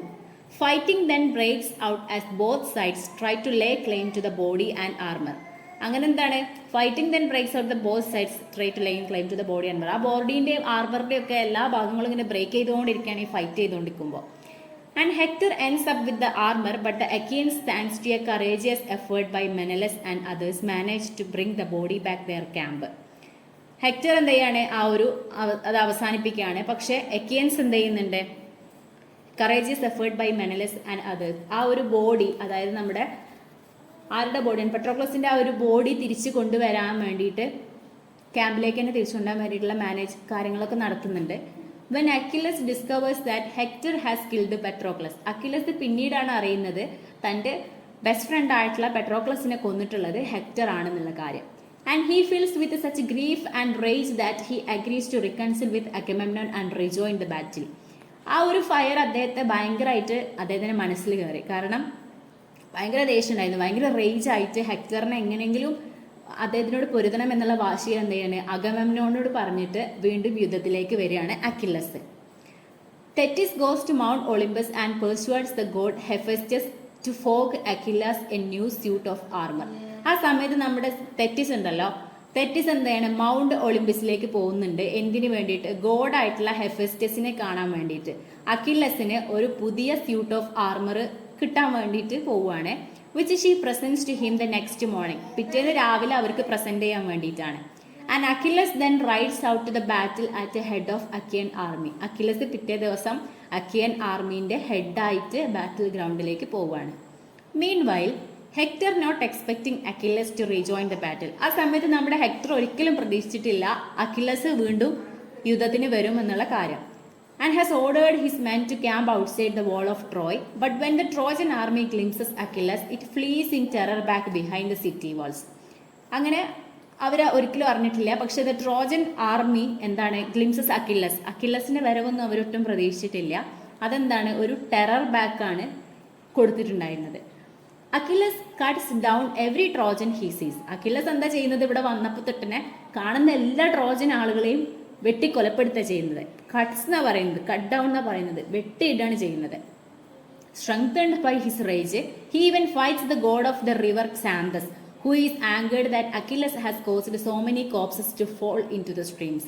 അങ്ങനെ ഇദ്ദേഹം ഈ അക്കില്ലസ് ഫൈറ്റ് ചെയ്തുകൊണ്ട് പോവുകയാണ്. അദ്ദേഹത്തിന് ഭയങ്കര ദേഷ്യമുണ്ട് മനസ്സിൽ. ആ സമയത്ത് അദ്ദേഹം ഗോഡായിട്ടുള്ള, റിവറിന്റെ ഗോഡായിട്ടുള്ള സാന്തസിനുമായിട്ടും ഫൈറ്റ് ചെയ്യുന്നുണ്ട്. ഓക്കെ, ആ സമയത്ത് അദ്ദേഹം എന്താണ്, അക്കില്ലസ് കാരണം ഒരുപാട് മൃതശരീരങ്ങൾ അവിടെ പൊന്തി വന്നു. അദ്ദേഹം നിർത്താതെ ഫൈറ്റ് ചെയ്തുകൊണ്ടിരിക്കുകയാണ്. Okay, finally Achilles confronts Hector outside the wall of Troy. അങ്ങനെ അവസാനം അക്കില്ലസ് എന്താണ്, കൺഫ്രണ്ട് ചെയ്യാണ് നമ്മുടെ ഹെക്ടറിനെ ട്രോയിന്റെ പുറത്ത് വെച്ചിട്ട്, ട്രോയ് മതിലിന്റെ പുറത്ത് വെച്ചിട്ട് അക്കില്ലസ് ഹെക്ടറിനെ മീറ്റ് ചെയ്യാണ്. Ashamed at the poor advice that he gave his comrades, Hector refuses to flee inside the city with them. ആ സമയത്ത് എന്താ പറയാ, കോംറേഡ്സിന്റെ അടുത്തു നിന്നുള്ള അഡ്വൈസുകളൊക്കെ കാരണം ഭയങ്കര നാണക്കേടുണ്ടായിരുന്നു. ഹെക്ടർ എന്ത് ചെയ്യുന്നുണ്ട്, അതൊക്കെ റെഫ്യൂസ് ചെയ്തിട്ട് അതൊക്കെ ഒഴിവാക്കിയിട്ട് ഫ്ലീ ഇൻസൈഡ് ദ സിറ്റി വിത്ത് ദം, അവരുടെ കൂടെ പുറത്തേക്ക് പോവുക ചെയ്തത്, സിറ്റിക്ക് പുറത്തേക്ക്. Achilles chases him around the city's periphery 3 times, but the goddess Athena finally tricks Hector into turning around and fighting Achilles. അങ്ങനെ അക്കില്ലസ് പോണോടത്തൊക്കെ ആരും പോകുന്നുണ്ട്. അക്കില്ലസ് എന്താ നമ്മുടെ ഹെക്ടറിനെ ചേസ് ചെയ്യാണ്, അതായത് ഫോളോ ചെയ്തുകൊണ്ടേ ഇരിക്കുകയാണ്, ഒരുപാട് സമയം ഫോളോ ചെയ്തുകൊണ്ടേ ഇരിക്കുകയാണ്. ആ സമയത്താണ് ഗോഡസ് ആയിട്ടുള്ള അഥേന എന്ന് പറഞ്ഞുള്ളൊരു ഗോഡസ്, അദ്ദേഹം tricks Hector into turning around and fighting Achilles. ഹെക്ടറിനെ ടേൺ ചെയ്യുന്നുണ്ട്, അക്കില്ലസുമായി ഫൈറ്റ് ചെയ്യാൻ വേണ്ടിയിട്ടുള്ള കാര്യങ്ങളൊക്കെ സെറ്റാക്കി കൊടുക്കുന്നത് ഗോഡസ് ആയിട്ടുള്ള അഥേനയും ഉണ്ട്. In a dramatic duel Achilles kills Hector. Finally Achilles എന്ത് ചെയ്യാണ്, ഹെക്ടറിനെ കൊല്ലാണ്. He then lashes the body to back of his chariot and drags it across the battlefield to the Achaean camp. അദ്ദേഹം ആ body എടുത്തുകൊണ്ട് വന്നിട്ട് ബാറ്റിൽ ഫീൽഡിലേക്ക് കൊടുത്തിട്ട് അക്കിയൻ ക്യാമ്പിലേക്ക് കൊണ്ടുവരാണ്. ആൻഡ് അപ്പോൾ Achilles' arrival, the triumphant Achaeans celebrate Patroclus' funeral with a long series of athletic games in his honor. ആ സമയത്ത് എന്താ നടക്കുന്നത്, പെട്രോക്ലസ് മരിച്ചതിനുള്ള അദ്ദേഹത്തിന്റെ ഫ്യൂണറൽ ചടങ്ങുകൾ, മരണാനന്തര ചടങ്ങുകൾ അവിടെ ഒരു ലോങ് സീരീസ് ആയിട്ട് അത്ലറ്റിക് ഗെയിംസിലൂടെ വളരെ നീണ്ടു നിൽക്കുന്ന ഒരു ഫ്യൂണറൽ പ്രോസസ്സായിട്ട് അവിടെ സെലിബ്രേറ്റ് ചെയ്തുകൊണ്ടിരിക്കുകയാണ്. Each day for the next 9 days, Achilles drags Hector's body in circles around Patroclus' funeral bier. Achilles എന്താ ചെയ്യുന്നത്, ഹെക്ടറിന്റെ ബോഡി ഇങ്ങനെ വലിച്ചു കൊണ്ടുവരാണ്, ഡ്രാഗ് ചെയ്ത് കൊണ്ടുവരാണ് നമ്മുടെ പെട്രോക്ലസിന്റെ ഫ്യൂണറൽ ബെയറിലേക്ക്, ആ സർക്കിളിലേക്ക് കേട്ടോ. At last the gods agree that Hector deserves a proper burial. ആ സമയത്ത് അവസാനം എല്ലാ ദൈവങ്ങളും അപ്രൂവ് ചെയ്യുന്ന ഒരു കാര്യം, നമ്മുടെ ഹെക്ടർ ഒരു പ്രോപ്പർ ആയിട്ടുള്ള ബറിയൽ ഡിസേർവ് ചെയ്യുന്നുണ്ട്. അതായത് ഹെക്ടർ ഒരു നല്ല വാരിയർ ആയിരുന്നല്ലോ, സോ അതുകൊണ്ട് തന്നെ വെറുതെ അദ്ദേഹത്തിന് എവിടെയെങ്കിലും പോയി ബറി ചെയ്യാൻ പറ്റില്ല, അദ്ദേഹത്തിന് മറവ് ചെയ്യാൻ പറ്റില്ല, ഒരു പ്രോപ്പർ ആയിട്ടുള്ള ബറിയർ വേണമെന്ന് അവർ തീരുമാനിക്കുകയാണ്. Zeus sends the god Hermes to escort king Priam, Hector's father and the ruler of Troy into the Achaean camp.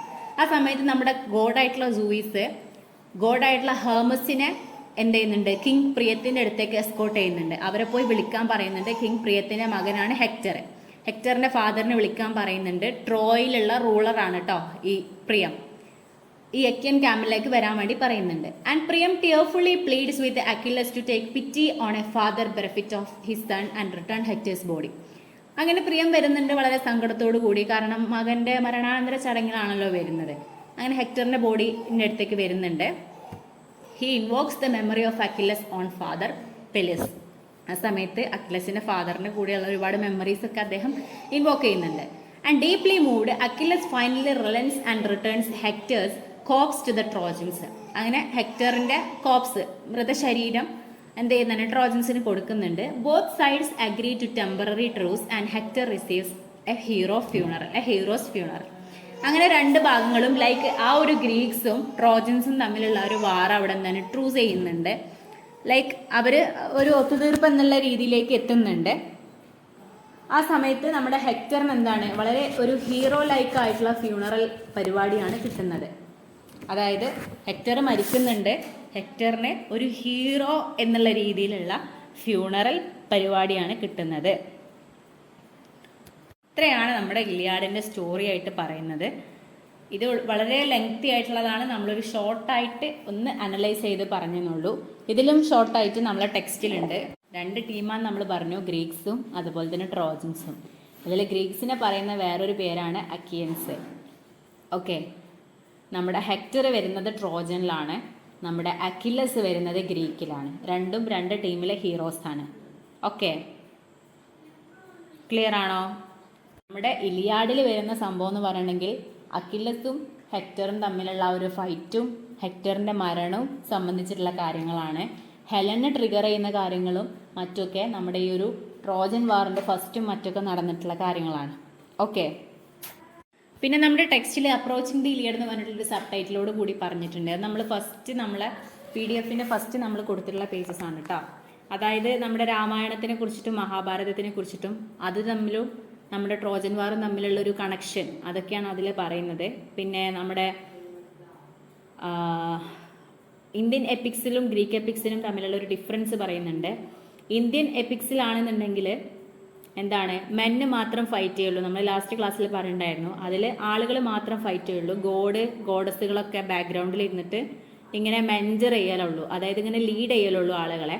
പക്ഷെ നമ്മുടെ ഗ്രീക്ക് വർക്കുകൾ എടുക്കുകയാണെങ്കിൽ, ഗ്രീക്ക് എപ്പിക്ക് എടുക്കുകയാണെങ്കിൽ അവിടെ എന്താണ്, നമ്മുടെ ഗോഡുകളും ഗോഡസുകളൊക്കെ ഫോർഗ്രൗണ്ടിലേക്ക് ഇറങ്ങും. നമുക്കിപ്പോൾ നമ്മുടെ ഇലിയാഡിലൂടെ കാണാൻ കഴിയുന്നതാണ് ഒരുപാട് ഗോഡസുകൾ, like Apollo, Zeus, Athena, goddess of Athena, അങ്ങനെ ഒരുപാട് ഗോഡസുകൾ ഇതിൽ ഇറങ്ങിയിട്ടുണ്ട്. ലൈക്ക് ഒരുപാട് റൂൾസ് ചെയ്തിട്ടുണ്ട്. അപ്പോൾ അതാണ് നമ്മുടെ ഇന്ത്യൻ എപ്പിക്കും ഗ്രീക്ക് എപ്പിക്കും തമ്മിലുള്ള ഒരു ഡിഫറൻ്റ് ആയിട്ട് പറയുന്നത്. ഓക്കെ, ഇനി നമുക്ക് നോക്കാനുള്ളത് വെസ്റ്റേൺ ലിറ്ററേച്ചറാണ്, epics in western literature. Okay, അതായത് കുറച്ച് വർക്ക്സ് നമ്മൾ കൊടുത്തിട്ടുണ്ട്, എപ്പിക് പോയട്രികൾ. റാൻഡായിട്ട് നമ്മൾ ജസ്റ്റ് അറിഞ്ഞിരുന്നാൽ മതി വെസ്റ്റേൺ ലിറ്ററേച്ചറിലുള്ള കുറച്ച് എപ്പിക്സ്. ലൈക്ക് നമ്മളിപ്പോൾ എടുത്തിട്ടുള്ള നമ്മുടെ ഹോമറിൻ്റെ ഇലിയാഡ്, അതുപോലെ തന്നെ ഒഡീസി. ഇപ്പോൾ പറയുന്നത് പോയട്രികളാട്ടോ, എപ്പിക് പോയട്രികളാണ്, നിങ്ങൾ നോട്ട് ചെയ്ത് വെക്കുക. ഹോമറിൻ്റെ ഇലിയാഡും ഒഡീസിയും എപ്പിക് പോയട്രിയാണ്. പിന്നെ വെർജിലിൻ്റെ എനീഡ് എന്ന് പറഞ്ഞിട്ടുള്ള വർക്ക്, എഡ്മണ്ട് സ്പെൻസറിൻ്റെ ഫെയറി ക്വീന്, വളരെ എപ്പിക്കായിട്ടുള്ള വളരെ പ്രോമിനൻ്റ് ആയിട്ടുള്ള വർക്കാണ് ഫെയറി ക്വീന്. പിന്നെ ജോൺ മിൽട്ടൻ്റെ പാരഡൈസ് ലോസ്റ്റ്. ഓക്കെ, പാരഡൈസ് ലോസ്റ്റ് ഒക്കെ വളരെ ലെങ്തി ആയിട്ടുള്ള പ്രലോഗമൊക്കെ ഉള്ള നല്ലൊരു പോയാണ്. ദെൻ എസ്ര പൗണ്ടിൻ്റെ കാൻറ്റോസ്, നിക്കോസ് കസാൻസാക്കിസിൻ്റെ ഒഡീസി എന്ന് പറഞ്ഞിട്ടുള്ള വേറെ വർക്ക്. ഇത്രയാണ് നമ്മുടെ എപ്പിക് പോയട്രി. പിന്നെ വരുന്നത് എപ്പിക് നോവൽസ് ആണ്. എപ്പിക് നോവൽസ് എന്ന് പറഞ്ഞിട്ടുണ്ടെങ്കിൽ ലിയോ ടോൾസ്റ്റോയിൻ്റെ വാർ ആൻഡ് പീസ്, അതുപോലെ തന്നെ അന്ന കരേനിന, അതൊക്കെ വളരെ എപ്പിക് നോവൽസ് ആണ്. അതിൻ്റെയൊക്കെ മലയാളം വേർഷൻസ് ഒക്കെ നമുക്ക് അവൈലബിൾ ആണ് കേട്ടോ. നിങ്ങൾ മാക്സിമം മലയാളം അല്ലെങ്കിൽ ഇംഗ്ലീഷ് എന്നൊക്കെ അന്ന് അറിഞ്ഞിരിക്കാൻ ശ്രമിക്കുക, എപ്പിക് ആണല്ലോ, അതുകൊണ്ട് അറിഞ്ഞിരിക്കുന്നത് അത്രയും ബെറ്റർ ആണ്. പിന്നെ ഗദൻ്റെ ദ സോറോസ് ഓഫ് യങ് ബർത്ത് എന്ന് പറഞ്ഞിട്ടുള്ളതും ഒരു എപ്പിക് നോവലാണ്. പിന്നെ യൂജിൻ പ്രസ്റ്റിൻ്റെയാണ് എപ്പിക് പ്ലേ ആണ് mother courage and her children എന്ന് പറഞ്ഞിട്ടുള്ള വർക്ക്. പിന്നെ അതുപോലെ തന്നെ എപ്പിക് ഫിലിമാണ് the 10 commandments and gone with the wind എന്ന് പറഞ്ഞിട്ടുള്ള ബെൻഹറിൻ്റെ വർക്ക്. സോ ഇത്രയാണ് നമ്മുടെ എപ്പിക്സ് ഇൻ വെസ്റ്റേൺ ലിറ്ററേച്ചറിൽ വരുന്ന കാര്യങ്ങൾ. ഇത് മാത്രമല്ല കേട്ടോ, വേറെ ഒരുപാടുണ്ടാവും. ഇനി നമ്മൾ നെക്സ്റ്റ് ക്ലാസ്സിൽ പറയുന്നത് ഡെഫിനിഷൻ ഓഫ് ആൻ എപ്പിക് ആണ്. എന്താണ് എപ്പിക്, പിന്നെ എപ്പിക്കിൻ്റെ ക്യാരക്ടറിസ്റ്റിക്സ് എന്തൊക്കെയാണ്, അതൊക്കെ കുറച്ച് ആളുകളുടെ വർക്ക്സിൻ്റെ വെളിച്ചത്തിലാണ്, അതായത് വർക്ക്സ് എക്സാമ്പിൾ ചെയ്തിട്ടാണ് നമ്മൾ പറയുക എന്താണ് എപ്പിക്ക്, എന്തൊക്കെയാണ് എപ്പിക്കിൻ്റെ ക്യാരക്ടറിസ്റ്റിക്സ് തുടങ്ങിയിട്ടുള്ള കാര്യങ്ങൾ. കാരണം നമ്മൾ ഈ ഒരു ബ്ലോക്കിൽ പഠിക്കുന്നത് ഇലിയാഡ് എന്ന് പറഞ്ഞിട്ടുള്ള ഒരു എപ്പിക് വർക്കാണല്ലോ. ഓക്കെ, ക്ലിയർ ആണ് എന്ന് വിചാരിക്കുന്നു. So good evening every one. അപ്പോൾ ഇന്ന് നമ്മൾ ഡിസ്കസ് ചെയ്യുന്നത് ഇലിയാഡ് എന്ന് പറഞ്ഞ വർക്ക് തന്നെയാണ്. ലാസ്റ്റ് ക്ലാസ്സിൽ നമ്മൾ അതിൻ്റെ ക്യാരക്ടേഴ്സിനെയും ഒരു ഷോർട്ട് സമ്മറി കാര്യങ്ങളൊക്കെ നോക്കിയിട്ടുണ്ടായിരുന്നു. ആൻഡ് നമ്മൾ രാമായണം അതുപോലെ തന്നെ മഹാഭാരത അതും കൂടെ നമ്മൾ ഇലിയാഡ് എന്ന വർക്കുമായിട്ട് ബന്ധപ്പെട്ടിട്ട് ഡിസ്കസ് ചെയ്തിട്ടുള്ള കാര്യങ്ങളായിരുന്നു. ആൻഡ് നമുക്ക് ഇന്ന് എന്ത് ചെയ്യാം, ഒന്നും കൂടെ ഇലിയാഡ് എന്ന വർക്ക് കുറച്ചും കൂടി ഡീപ്പായിട്ട് നമുക്ക് ഒന്നും കൂടെ നോക്കാം. അതായത് വളരെ ലൈറ്റായിട്ട് ഒന്നും കൂടെ നമുക്ക് നോക്കാം. നിങ്ങൾക്കുള്ള ഡൗട്ട്സ് കാര്യങ്ങളൊക്കെ ഒന്ന് നമുക്ക് ക്ലിയർ ചെയ്ത് പോവാം. The Iliad, an ancient Greek epic poem attributed to Homer, tells the story of the Trojan War, a 10-year conflict between the city-states of Troy and Greece. അതായത് ഈ ഇലിയാഡ് എന്ന് പറഞ്ഞിട്ടുള്ളത് ഒരു ഗ്രീക്കിലുള്ള എപ്പിക്കാണ്. എപ്പിക് എന്താണെന്ന് നമ്മൾ ഇനി ഡിസ്കസ് ചെയ്യാൻ പോകുന്ന കാര്യമാണ്, എന്താണ് എപ്പിക് എന്നുള്ള കാര്യം. എപ്പിക് എന്ന് പറഞ്ഞാൽ നിങ്ങൾ ഇത്രയും മനസ്സിലാക്കണം, ഹിസ്റ്ററിയുമായി വളരെ കണക്റ്റഡ് ആയിട്ടുള്ള ഒരു സംഭവമാണ്. അതുപോലെ തന്നെ ഫോർ എവർ ആയിട്ട് നിൽക്കുന്ന ഒന്നാണ്. അതായത് ഈ എപ്പിക്കുകൾ നമ്മൾ എല്ലാ കാലത്തും ഡിസ്കസ് ചെയ്യപ്പെടുന്ന ഒന്നാണ്. അങ്ങനെ പറഞ്ഞിട്ടുള്ള ഇന്ത്യൻ എപ്പിക്കുകളാണ് രാമായണ, അതുപോലെ തന്നെ മഹാഭാരത. അതുപോലെ ഗ്രീക്കിലുള്ള ഒരുപാട് വർഷം മുന്നേ ഉള്ള ഒരു എപ്പിക്കാണ് നമ്മുടെ ഇലിയാഡ് എന്ന് പറഞ്ഞിട്ടുള്ള പോയം. അത് എഴുതിയിട്ടുള്ള ആള് നമ്മുടെ ഹോമറാണ്, നിങ്ങൾക്കറിയാലോ. ഇനി ഈ ഒരു ഇലിയാഡ് എന്ന് പറഞ്ഞിട്ടുള്ള ഈ പോയത്തിലൂടെ എന്താണ് ഹോമർ പറയുന്നത് എന്ന് നോക്കാം. അദ്ദേഹം ഇതിലൂടെ പറയുന്ന കാര്യം ട്രോജൻ വാർ എന്ന് പറഞ്ഞിട്ടുള്ള ഒരു യുദ്ധം നടക്കുന്നുണ്ട്. അതിൻ്റെ കഥയാണ് through out this poem Homer നമ്മളോട് പറയുന്നത്. ഇനി ട്രോജൻ വാർ എന്താണെന്ന് നോക്കാം. ഇതൊരു 10 വർഷം നീണ്ടു നിന്നിട്ടുള്ള ഒരു വാറാണ്. അതായത് 10 വർഷത്തോളം കണ്ടിന്യൂസ് ആയിട്ട് നിന്നുകൊണ്ടിരിക്കുന്ന ഒരു യുദ്ധത്തിനെ കുറിച്ചാണ് അദ്ദേഹം നമ്മളോട് പറയുന്നത്. ഇനി ഈ ട്രോജൻ വാറ്, ഇനി ഈ ഒരു വാറ് ആരൊക്കെ തമ്മിലാണെന്നാണ് പറയുന്നത്. ഈ ഒരു ട്രോജൻ വാറ് നടക്കുന്നത് 2 സ്റ്റേറ്റ്സ് തമ്മിലാണ്, 2 സിറ്റി സ്റ്റേറ്റ്സ് തമ്മിലാണ്. ആ 2 സ്റ്റേറ്റ്സിന്റെ പേരാണ് ട്രോയ് അതുപോലെ ഗ്രീസ്. ഈ ട്രോയും ഗ്രീസും തമ്മിൽ നടക്കുന്ന ഏകദേശം 10 വർഷത്തോളം നീണ്ടു നിൽക്കുന്ന ഒരു യുദ്ധത്തിനെ കുറിച്ചാണ് ഹോമർ നമ്മളോട് ഈ പോയത്തിലൂടെ പറയുന്നത്, ഇലിയാഡ് എന്ന പോയത്തിലൂടെ പറയുന്നത്. നമുക്ക് ഈ 10 years കംപ്ലീറ്റ് ആയിട്ടുള്ള വാറൊന്നും നമുക്ക് പോയത്തിലൂടെ പഠിക്കാനില്ല. നമുക്ക് ലാസ്റ്റ് 9 daysലുള്ള ലാസ്റ്റ് വീക്കിലുള്ള കാര്യങ്ങൾ മാത്രമാണ് നമ്മുടെ പോയത്തിലൂടെ നമ്മൾ പഠിക്കുന്നത്. Then the poem begins with the Trojan prince Paris being asked to judge a beauty contest between the goddess Athena, Aphrodite and Hera. Paris chooses Aphrodite, who promises him the hand of Helen, the queen of Sparta. Paris travels to Greece, seduces Helen and convinces her to elope with him to Troy. ഇനി ഒരു poem ശരിക്ക് തുടങ്ങുന്നത് എങ്ങനെയാണെന്ന് വെച്ചിട്ടുണ്ടെങ്കിൽ, ഒരു Trojan Prince ഉണ്ട്. അതായത് Troy, Greece എന്ന് പറഞ്ഞിട്ടുള്ള 2 സ്ഥലങ്ങളാണെന്ന് പറഞ്ഞു. അവിടെയുള്ള ട്രോജൻ എന്ന് പറഞ്ഞിട്ടുള്ള സ്ഥലത്തെ പ്രിൻസ് ആണ് പാരീസ് എന്ന് പേരുള്ള ആള്, അവിടുത്തെ രാജകുമാരൻ. അദ്ദേഹം ഒരു ബ്യൂട്ടി കോണ്ടസ്റ്റ് വെക്കുകയാണ്. ആരൊക്കെ തമ്മിലാണെന്ന് നോക്കാം. The goddess Athena, the goddess Aphrodite and Hera. ഇവർ 3 പേരും ഗോഡസസുകളാണ്. അതായത് എന്താ പറയുക, ദൈവങ്ങളാണെന്ന് പറയാം. ഓക്കെ, അവർ ലേഡി ആയിട്ടുള്ള ആളുകളാണ്, ഗോഡസുകളാണ്. അവരുമായി തമ്മിൽ ആര് വെക്കുകയാണ്, നമ്മുടെ പ്രിൻസ് പാരീസ് ഒരു ബ്യൂട്ടി കോണ്ടസ്റ്റ്, അതായത് ഒരു സൗന്ദര്യ മത്സരം നടത്തുകയാണ്. അങ്ങനെ അവരോട് ചോദിക്കുന്ന കാര്യമാണ്. അങ്ങനെ നമ്മുടെ പാരീസ് എന്ത് ചെയ്തു, ഗോഡസ് ആയിട്ടുള്ള അഫ്രോഡൈറ്റിനെ തിരഞ്ഞെടുക്കുകയാണ്. അതിൽ അഫ്രോഡൈറ്റ് നമ്മുടെ പാരീസിന് ഒരു പ്രോമിസ് കൊടുക്കുന്നുണ്ട്. എന്താണ് ആ പ്രോമിസ്? ഒരു ഉറപ്പ് കൊടുക്കുന്നുണ്ട്. Him the hand of Helen, the queen of Sparta.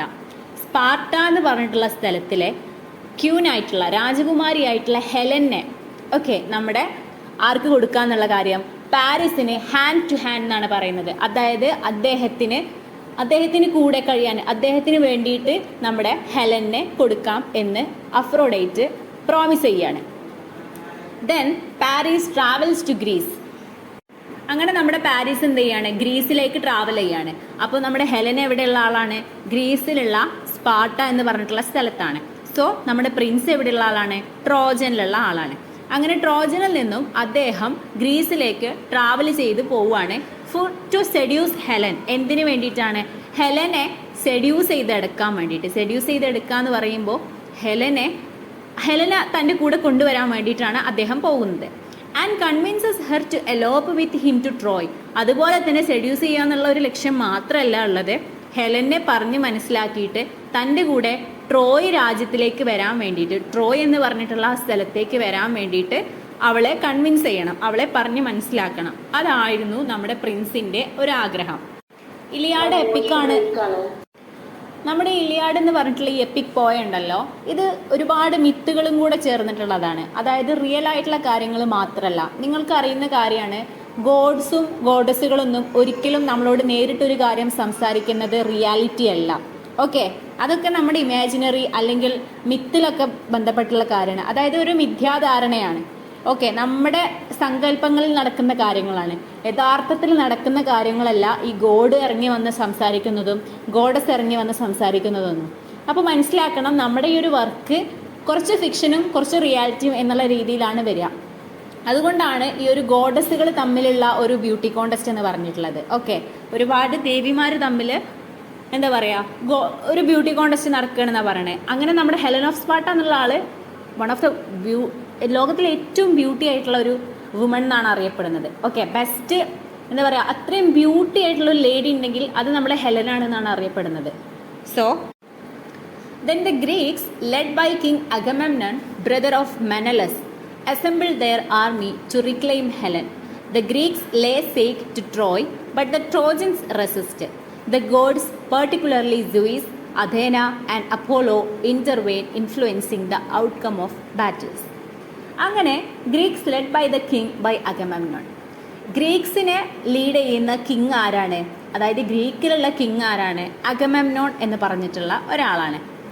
അദ്ദേഹത്തിൻ്റെ ബ്രദറാണ് മെനലോസ്. നമ്മൾ ഈ മെനലസ് എന്ന് പറഞ്ഞിട്ടുള്ള ക്യാരക്ടറിൻ്റെ വൈഫാണ് ശരിക്കും നമ്മുടെ ഹെലന്. നമ്മൾ നേരത്തെ പറഞ്ഞു ക്വീൻ ഓഫ് സ്പാർട്ട. ഗ്രീക്കിലെ കിങ് ആണ് അഗമെമ്നോൺ, സ്പാർട്ടയിലെ കിങ് ആണ് മെനലസ്. മനസ്സിലായില്ലേ? ഇവർ പരസ്പരം ബ്രദേഴ്സാണ്, നമ്മുടെ അഗമെമ്നോണും അതുപോലെ തന്നെ മെനലസും. ഇനി മെനലസിൻ്റെ വൈഫാണ് നമ്മുടെ ഹെലന്. അങ്ങനെ assemble their army to reclaim Helen. ഹെലനെ തിരിച്ചു കൊണ്ടുവരാൻ വേണ്ടി, ഹെലനെ അവിടെ നിന്ന് മോചിപ്പിക്കാൻ വേണ്ടിയിട്ട് ഒരു ആർമി ഇവർ തയ്യാറാക്കിയെടുക്കുകയാണ്. ആരൊക്കെ?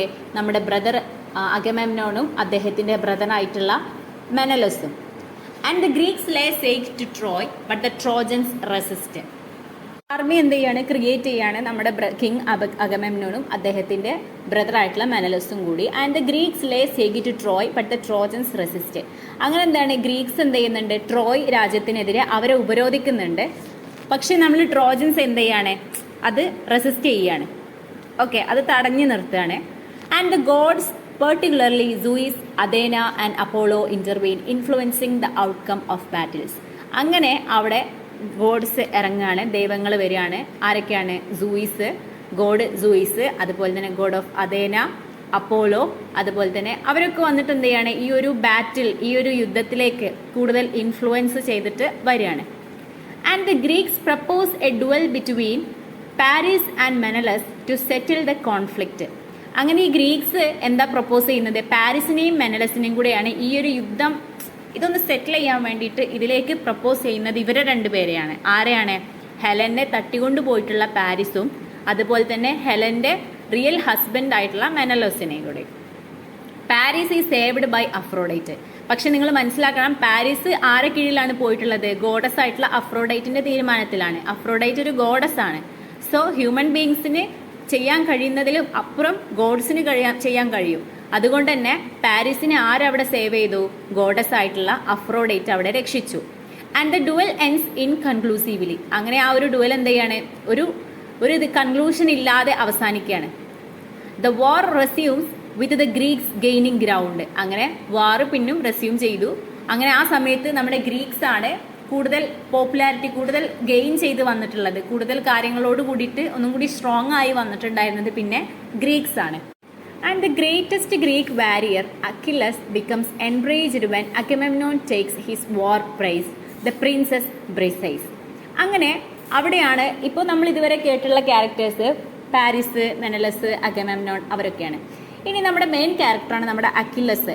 ഒരു ഗ്രീക്ക് വാരിയർ ആണ്. വളരെ പോപ്പുലർ ആയിട്ടുള്ള, സ്ട്രോങ് ആയിട്ടുള്ള, പവർഫുൾ ആയിട്ടുള്ള ഒരു ഗ്രീക്ക് വാരിയർ ആണ്. അങ്ങനെ നമ്മുടെ അഗമെമ്നോണ് ആരെ കൊണ്ടുവരികയാണ്? അക്കില്ലസിനെ ഇതിലേക്ക് കൊണ്ടുവരികയാണ്. അക്കില്ലസിന് ഇതിൽ പ്രൈസ് ആയിട്ട്, വാർ പ്രൈസ് ആയിട്ട് അദ്ദേഹം പറഞ്ഞിട്ടുള്ളത് പ്രിൻസസ് ബ്രിസൈസ് എന്ന് പറഞ്ഞിട്ടുള്ള ഒരു പ്രിൻസസിനെയാണ്. അതായത് ബ്രിസൈസ് എന്ന് പറഞ്ഞിട്ടുള്ള ഒരു രാജകുമാരിനെ നമ്മുടെ അക്കില്ലസിന് കിട്ടും. ഈ ഒരു വാറ് നടക്കുന്നതോടുകൂടി, അതിൽ ജയിക്കുന്നതോടുകൂടി ആ ഒരു വാർ പ്രൈസ് ആയിട്ട് അഗമെമ്നോൻ കൊടുക്കുന്ന ഒരു പ്രൈസ് ആണ് princess Briseis. And Achilles withdraws from the battle. പക്ഷെ അക്കില്ലസ് എന്താണ്? ആ യുദ്ധത്തിൽ നിന്ന് വിത്ഡ്രോ ചെയ്തു. Allowing the Trojans to gain advantage. Achilles withdraw ചെയ്തതോടുകൂടി, അതിൽ നിന്ന് തിരിച്ചു പോകുന്നതോടുകൂടി നമ്മുടെ ട്രോജൻസിന് എന്തായി? അതൊരു പ്ലസ് പോയിന്റ് ആയി മാറി. അവർ കൂടുതൽ ഗെയിൻ ചെയ്യാൻ തുടങ്ങി പിന്നീട്. His friend Patroclus leads a successful charge but is killed by Hector, Troy's greatest warrior. പക്ഷേ നമ്മുടെ അക്കില്ലസ് വിത്ഡ്രോ ചെയ്തു എന്നൊക്കെ പറഞ്ഞു. അക്കില്ലസിന്റെ ബെസ്റ്റ് ഫ്രണ്ട് ആണ് പെട്രോക്ലസ്.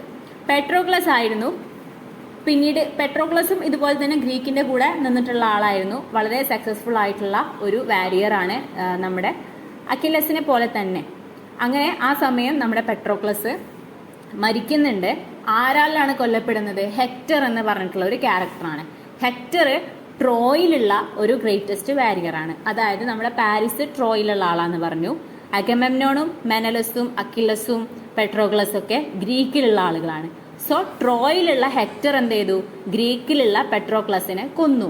അത് ആരാണ്? നമ്മുടെ അക്കില്ലസിന്റെ ബിലവ്ഡ് ആയിട്ടുള്ള ബെസ്റ്റ് ഫ്രണ്ട് ആണ്. Okay, Achilles returns to battle seeking revenge for Patroclus death. ആ ഒരു ദേഷ്യത്തിൽ, അതായത് തന്റെ ഉറ്റ സുഹൃത്തിനെ കൊന്ന ദേഷ്യത്തിൽ അക്കിലസ് എന്ത് ചെയ്യാണ്, വീണ്ടും യുദ്ധത്തിലേക്ക് ഇറങ്ങിത്തിരിക്കുകയാണ്. Seeking revenge for Patroclus death. അത് വന്നിട്ടുള്ളത് എന്തിനാണ്? അഗമെമ്നോൺ വിജയിക്കണം, അഗമെമ്നോന്റെ ടീം ലൈക്ക് ഗ്രീക്കുകൾ വിജയിക്കണം എന്ന ആഗ്രഹത്തിലല്ല അദ്ദേഹം വന്നിട്ടുള്ളത്.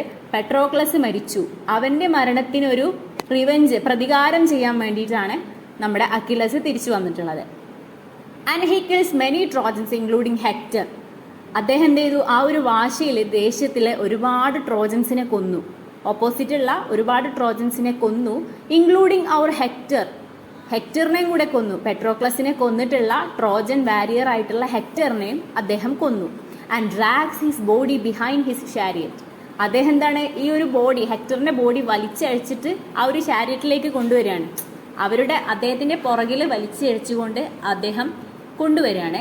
And king Priam, Hector's father. ഈ പ്രിയം എന്ന് പറഞ്ഞിട്ടുള്ള ക്യാരക്ടറാണ് നമ്മുടെ ഹെക്ടറിന്റെ ഫാദർ. അദ്ദേഹം ഒരു കിങ് ആണ്. And he comes to Achilles camp to ransom his son's body leading to a point reconciliation. അങ്ങനെ അദ്ദേഹം എങ്ങോട്ട് വരികയാണ്? നമ്മൾ അക്കിലസിന്റെ അടുത്തേക്ക് വരികയാണ്, അദ്ദേഹത്തിന്റെ മകന്റെ ബോഡി അവിടുന്ന് കൊണ്ടുപോകാൻ വേണ്ടിയിട്ട്. Okay, the Iliad ends with hectares funeral. ഈ ഒരു ഇലിയാഡ് എന്ന് പറഞ്ഞിട്ടുള്ള നമ്മുടെ ഈ ഒരു പോയം എൻഡ് ചെയ്യുന്നത്, അവസാനിക്കുന്നത് ക്യാരക്ടറായിട്ടുള്ള ഹെക്ടറിന്റെ ഫ്യൂണറൽ പരിപാടിയിലൂടെയാണ്, അതായത് മരണാനന്തര ചടങ്ങിലൂടെയാണ്. But the story of the Trojan war continues in Homer's Odyssey. നമ്മൾ ലാസ്റ്റ് ഫൈനൽ ക്ലാസ്സിൽ പറഞ്ഞിട്ടുണ്ടായിരുന്നു, ഈ ഒരു ഇലിയാഡ് എന്ന് പറഞ്ഞ സ്റ്റോറിന്റെ ഏകദേശം കണ്ടിന്യൂഷൻ തന്നെയാണ് ഹോമറിന്റെ ഒഡീസി എന്ന് പറഞ്ഞിട്ടുള്ള വർക്കും. ഓക്കെ, ഇനി ഒരു ട്രോജൻ വാർ ഇതോടുകൂടി അവസാനിക്കുന്നില്ല, അതിന്റെ ഒരു കണ്ടിന്യൂഷന് കൂടെയാണ് നമ്മുടെ ഒഡീസി എന്നിട്ടുള്ള work, which tells the tale of Odysseus journey home after the war. ഇനി അതിൽ പറയുന്നത് ഒഡീസി എന്ന് പറഞ്ഞിട്ടുള്ള ഒരു ക്യാരക്ടറിന്റെ അതിന്റെ ജേണി കാര്യങ്ങളൊക്കെയാണ് അതിൽ പറയുന്നത്. മേ ബി നിങ്ങൾക്കുള്ളൊരു ഡൗട്ടാണ്, ഇപ്പം നമുക്ക് പഠിക്കാനൊന്നും അവിടെ ഒന്നും ഹെലനും മറ്റൊന്നും ഇല്ലല്ലോ എന്നുള്ള കാര്യം. നമ്മൾ കൂടുതലായിട്ട് ഫോക്കസ് ചെയ്തിട്ടുള്ള എന്താണ്? അക്കില്ലസ് ഹെക്ടറിനെ കൊല്ലാൻ വേണ്ടി വരുന്നതും, ഹെക്ടർ പെട്രോക്ലസിനെ കൊന്നു, അതിന് റിവെഞ്ചുമായിട്ട് അക്കില്ലസ് വന്നു. അങ്ങനെ അക്കില്ലസ് നമ്മുടെ ഹെക്ടറിന്റെ ബോഡി ഡ്രാഗ് ചെയ്ത് വലിച്ചഴിച്ച് കൊണ്ടുവന്നു. ഹെക്ടറിന്റെ ഫാദർ ആയിട്ടുള്ള പ്രിയം അതെന്ത് ചെയ്യുന്നുണ്ട്? തൻ്റെ മകൻ്റെ ബോഡി ഫ്യൂണറൽ പ്രോസസ്സിന് വേണ്ടിയിട്ട് അവരോട് കെഞ്ചി ചോദിക്കുന്നുണ്ട്, അത് കൊടുക്കുന്നുണ്ട്. ആ ഒരു ഫ്യൂണറൽ പ്രോസസ്സ്, മരണാനന്തര ചടങ്ങോട് കൂടിയിട്ട് നമ്മുടെ പോയം അവസാനിക്കുന്നു. ആ ഒരു ലാസ്റ്റ് പോർഷൻ മാത്രമേ നമുക്ക് പഠിക്കാനുള്ളൂ. ക്ലിയർ ആണോ? ഇതിൽ പറയുന്ന കാര്യം എന്ന് പറഞ്ഞിട്ടുണ്ടെങ്കിൽ, പാരീസ് എന്ന് പറഞ്ഞിട്ടുള്ള പ്രിൻസിന് ഗോഡ്സിന്റെ ഒരു കാവലുണ്ടായിരുന്നു. ഓക്കെ, ഗോഡസ് ഓഫ് അഥേനയുടെ കാവലുണ്ടായിരുന്നു. ഓക്കെ, പിന്നെ നമ്മൾ പറയുന്നത് കുറച്ച് ക്യാരക്ടേഴ്സിനെയാണ് അടിയിൽ കൊടുത്തിട്ടുള്ളത്. അക്കില്ലസ് നിങ്ങൾക്കറിയാം ഗ്രീക്ക് വാരിയർ ആണ്, ഹെക്ടർ ട്രോജൻ വാരിയർ ആണ്. ഇനി അഗമെമ്നോൺ ഗ്രീക്ക് കിങ് ആണ്, പാരീസ് ട്രോജൻ പ്രിൻസ് ആണ്, ഹെലന് സ്പാർട്ടൻ ക്യൂൻ ആണ്, Zeus king of the gods ആണ്, and Athena goddess of wisdom and war. Okay, ക്യാരക്ടേഴ്സിന് ക്ലിയർ ആയിട്ടുണ്ടാവും എന്ന് വിശ്വസിക്കുന്നു. Okay, the definition of an epic ആണ്. The Ramayana and Mahabharata compose approximately between 1331 BC and 827 BC.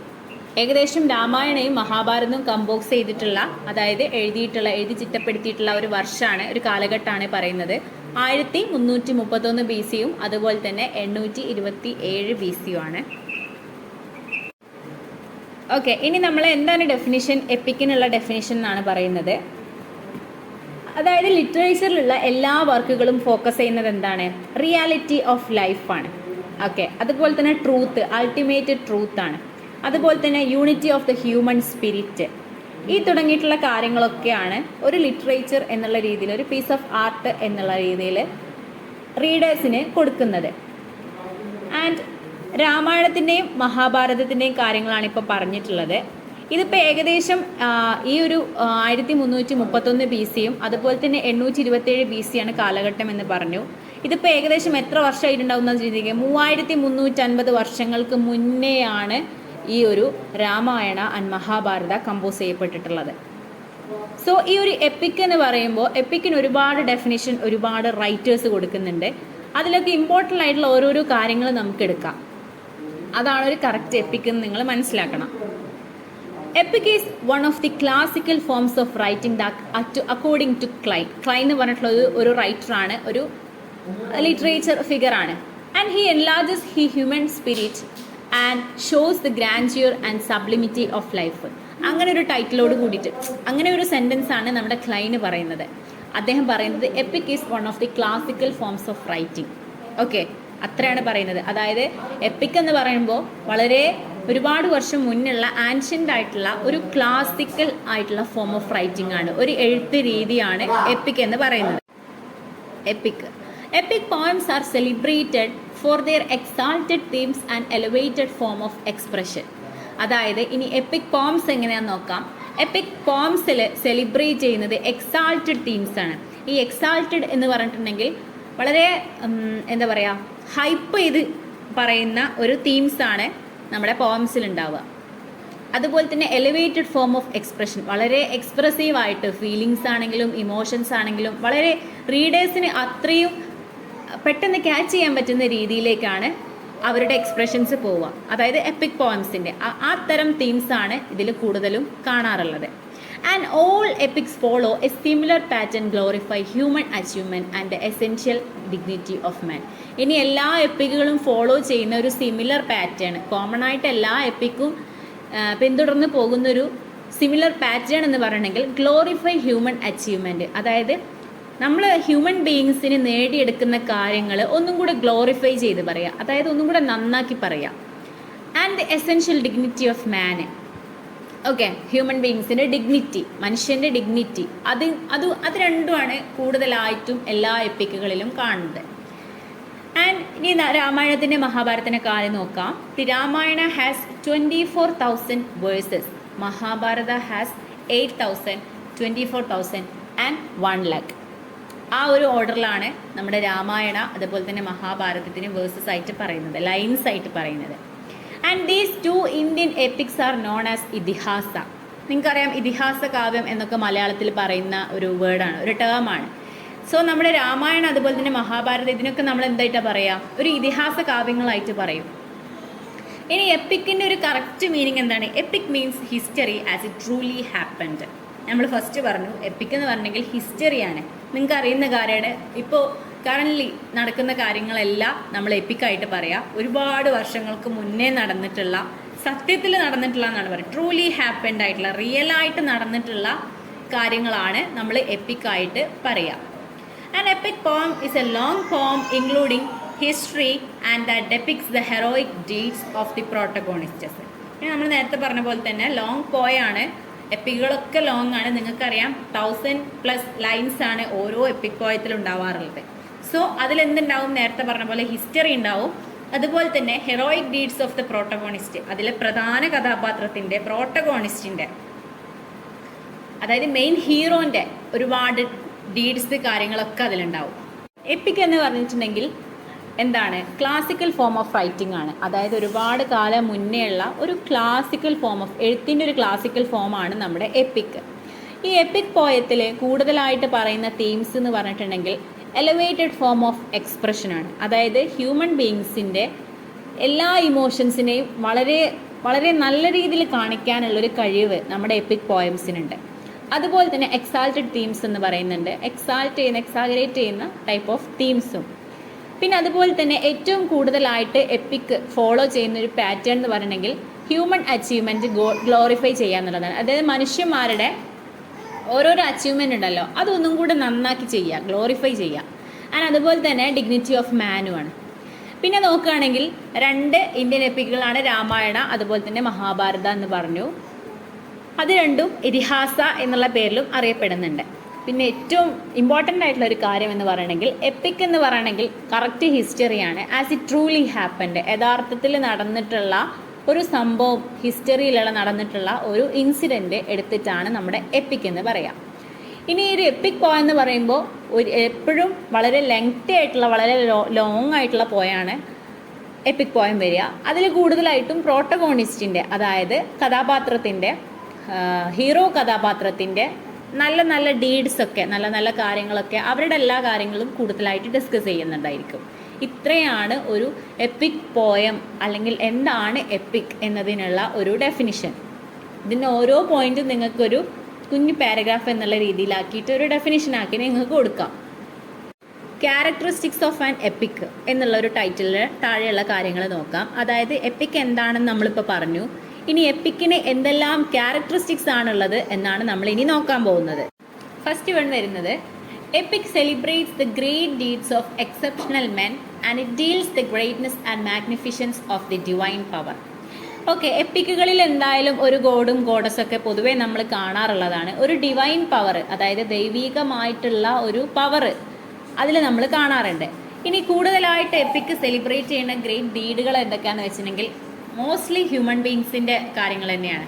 Human ബീങ്സിൻ്റെ കാര്യങ്ങളും അതുപോലെ തന്നെ ദൈവികമായിട്ടുള്ള ഡിവൈൻ ആയിട്ടുള്ള പവർ, അതുപോലെ തന്നെ ഡിവൈൻ ആയിട്ടുള്ള ഗ്രേറ്റ് ആയിട്ടുള്ള കാര്യങ്ങൾ, മാഗ്നിഫിഷ്യൻ്റ് ആയിട്ടുള്ള കാര്യങ്ങൾ, അതൊക്കെയാണ് കൂടുതലായിട്ടും എപ്പിക്കിൽ എന്ത് ചെയ്യുന്നത്, സെലിബ്രേറ്റ് ചെയ്യുന്നത്.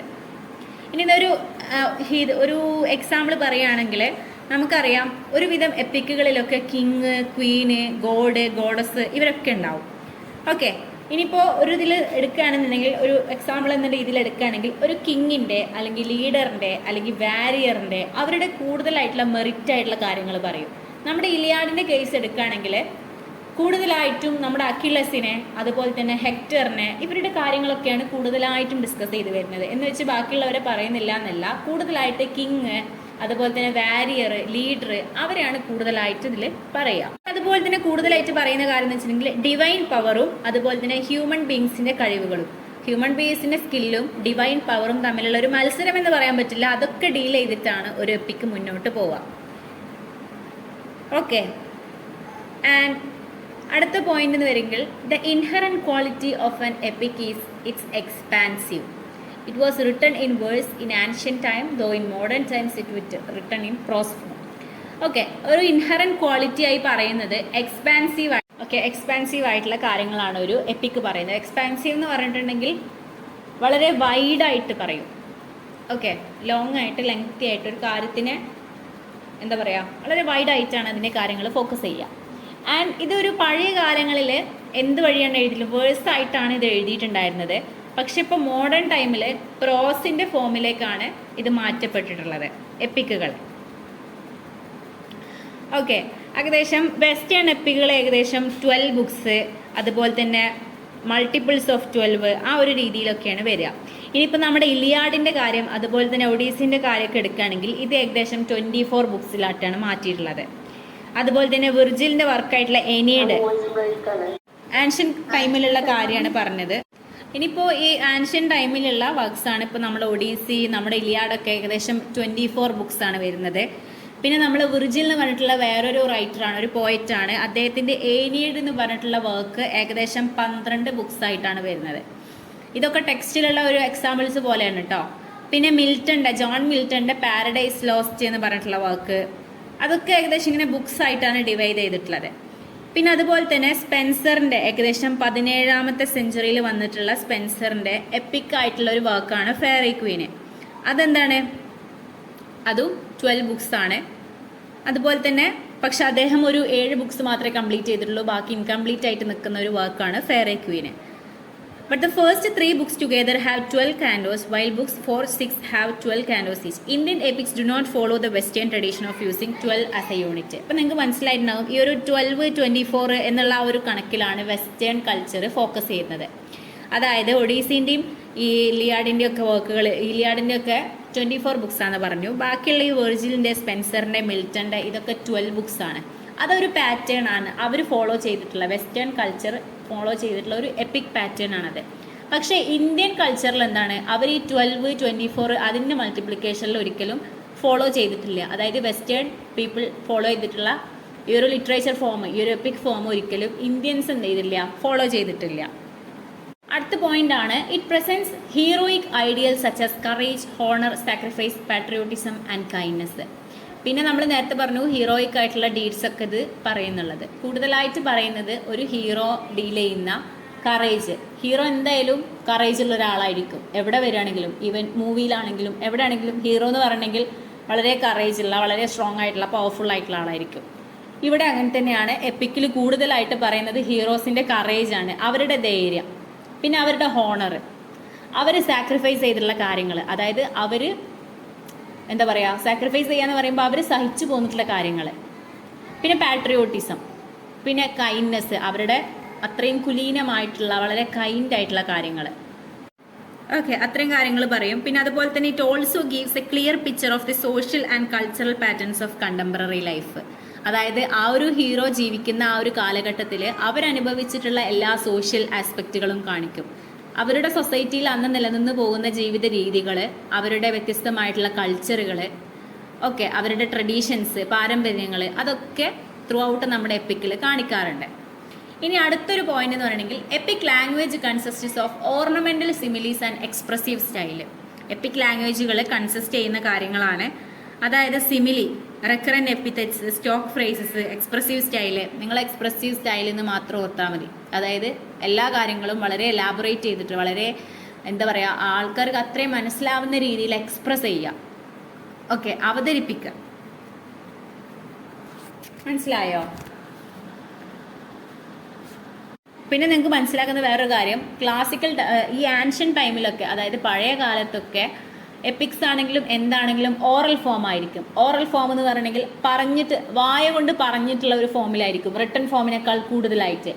ഓക്കെ, അന്നത്തെ കാലത്ത് അവർ യൂസ് ചെയ്തിട്ടുള്ള വാക്കുകളും മറ്റൊക്കെ ഫുൾ ഓറൽ ആയിരിക്കും, പറഞ്ഞ് ആയിരിക്കും. എഴുത്ത് ഫോം പിന്നെയാണ് വന്നിട്ടുണ്ടാവുക.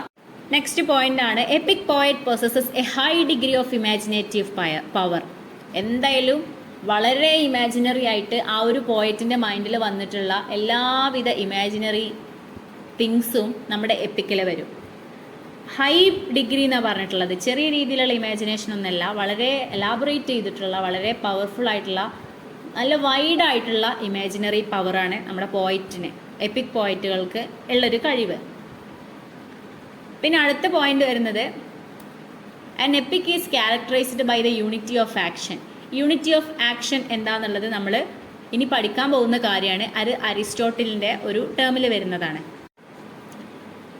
Okay, and EPIC unity of action characterise ചെയ്ത് വരുന്നുണ്ട് എപ്പിക്കിൽ. പിന്നെ an EPIC generally begins with stating the theme or subject of the story.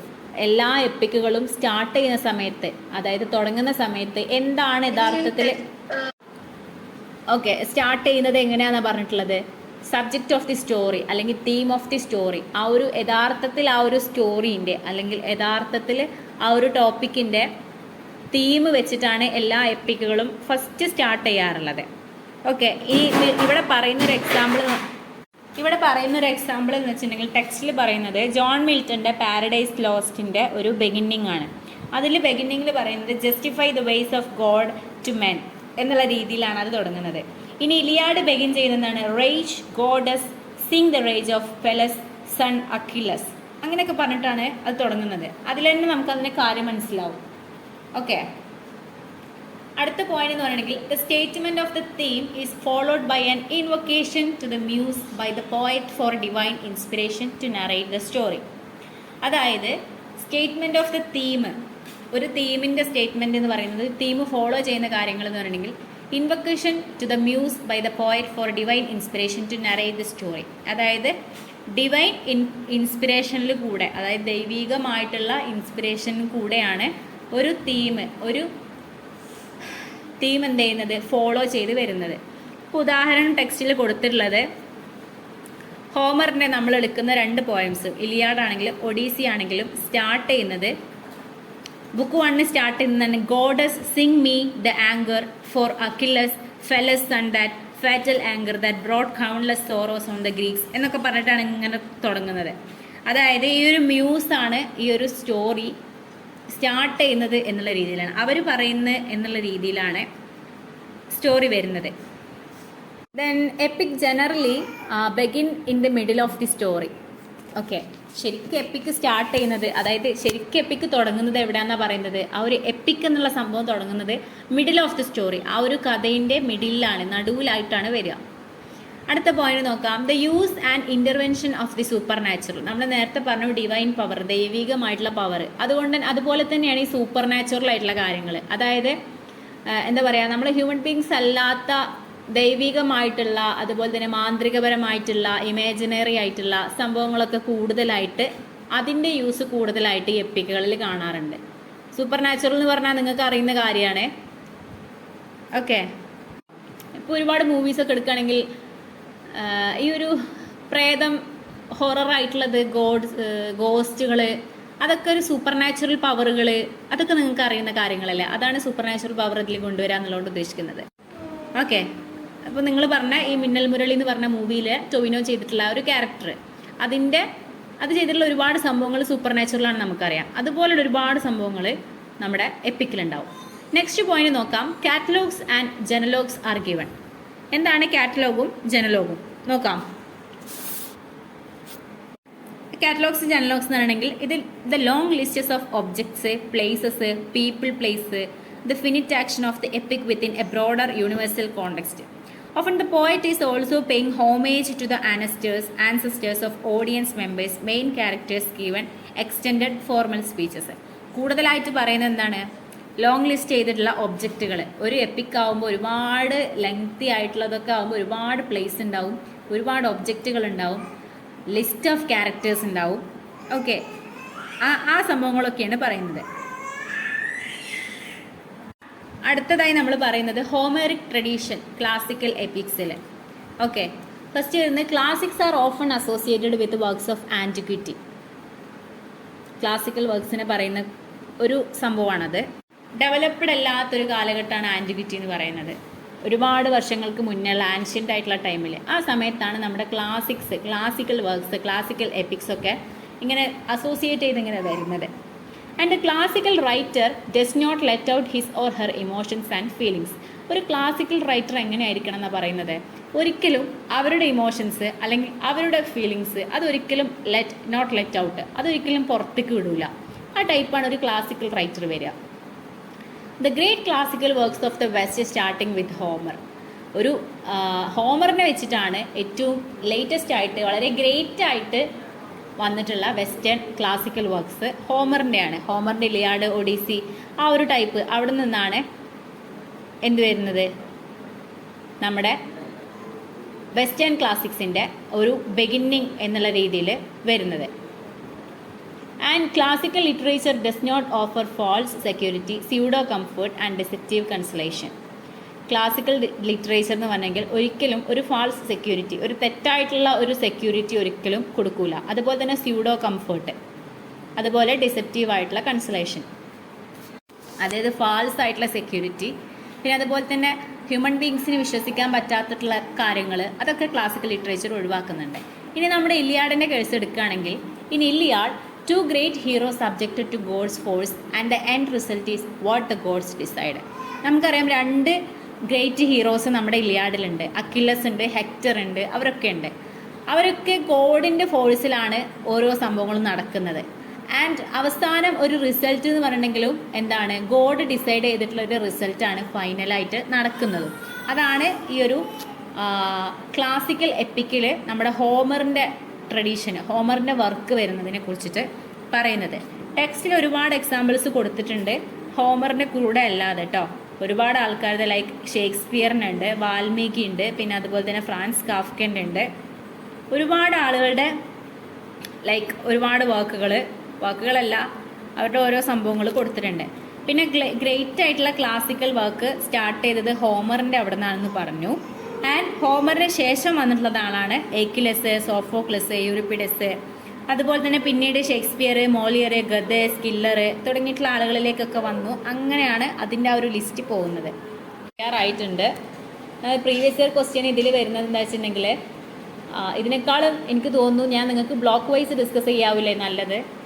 ഇതിൽ ഞാൻ ആഡ് ചെയ്തിട്ടുണ്ട് ഈ PDF. ജസ്റ്റ് നോക്കാം. Explain the characteristics of an epic. നിങ്ങളിപ്പോൾ നമ്മൾ ലാസ്റ്റ് നോക്കിയതാണ്. പിന്നെ outline the story of the ഇലിയാഡിൻ്റെ story. Discuss the characteristics of an epic with reference to the Iliad നമ്മളിപ്പോൾ ഡിസ്കസ് ചെയ്തു. And write the story of the Iliad in brief. ഷോർട്ടായിട്ട് ഇലിയാഡിൻ്റെ story എഴുതാൻ 10 മാർക്സിനാണ്. 20 മാർക്സിൻ്റെ 400 വേർഡ്സിലാണ് ക്വസ്റ്റ്യൻ വന്നിട്ടുള്ളത്. നമുക്ക് ഇതിനേക്കാൾ ബെറ്റർ ആയിട്ടുള്ളത് ബ്ലോക്ക് വൈസ് ക്വസ്റ്റ്യൻസ് ഡിസ്കസ് ചെയ്യായിരിക്കും. ഓക്കെ, അസൈൻമെൻറ്റിൻ്റെ ഏരിയ നമുക്ക് നോക്കാം. അതിൽ ഫസ്റ്റ് ക്വസ്റ്റ്യൻ വരുന്നത്, എല്ലാ ക്വസ്റ്റ്യൻസും നിങ്ങൾ അറ്റൻഡ് ചെയ്യണം. നിങ്ങൾക്ക് പറഞ്ഞിട്ടുണ്ടാവുമെന്ന് വിചാരിക്കുന്നു. എല്ലാ ക്വസ്റ്റ്യൻസും നിങ്ങൾ അറ്റൻഡ് ചെയ്യണം. ഫസ്റ്റ് ക്വസ്റ്റ്യൻ വരുന്നത് write short notes in about 100 words each. 5 മാർക്കിൻ്റെ ക്വസ്റ്റ്യൻ ആണ്. 5 മാർക്കിൻ്റെ ക്വസ്റ്റ്യൻ നിങ്ങൾ 1 പേജ് ഓർ 1.5 പേജ് അത്രയാണ് നിങ്ങൾ 5 മാർക്കിൻ്റെ ക്വസ്റ്റ്യൻ എഴുതേണ്ടത്. 5 മാർക്കിൻ്റെ ക്വസ്റ്റ്യന്.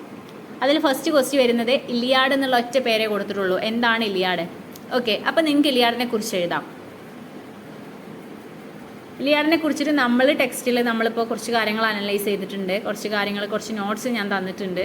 അതൊക്കെ വെച്ചിട്ട് നിങ്ങൾക്ക് ഇലിയാഡിനെ കുറിച്ചിട്ട് നിങ്ങൾക്ക് സിമ്പിളായിട്ട് എഴുതാൻ പറ്റും. എപ്പിക് പോയാണ്, ഹോമറാണ് ഇൻട്രൊഡ്യൂസ് ചെയ്തിട്ടുള്ളത്.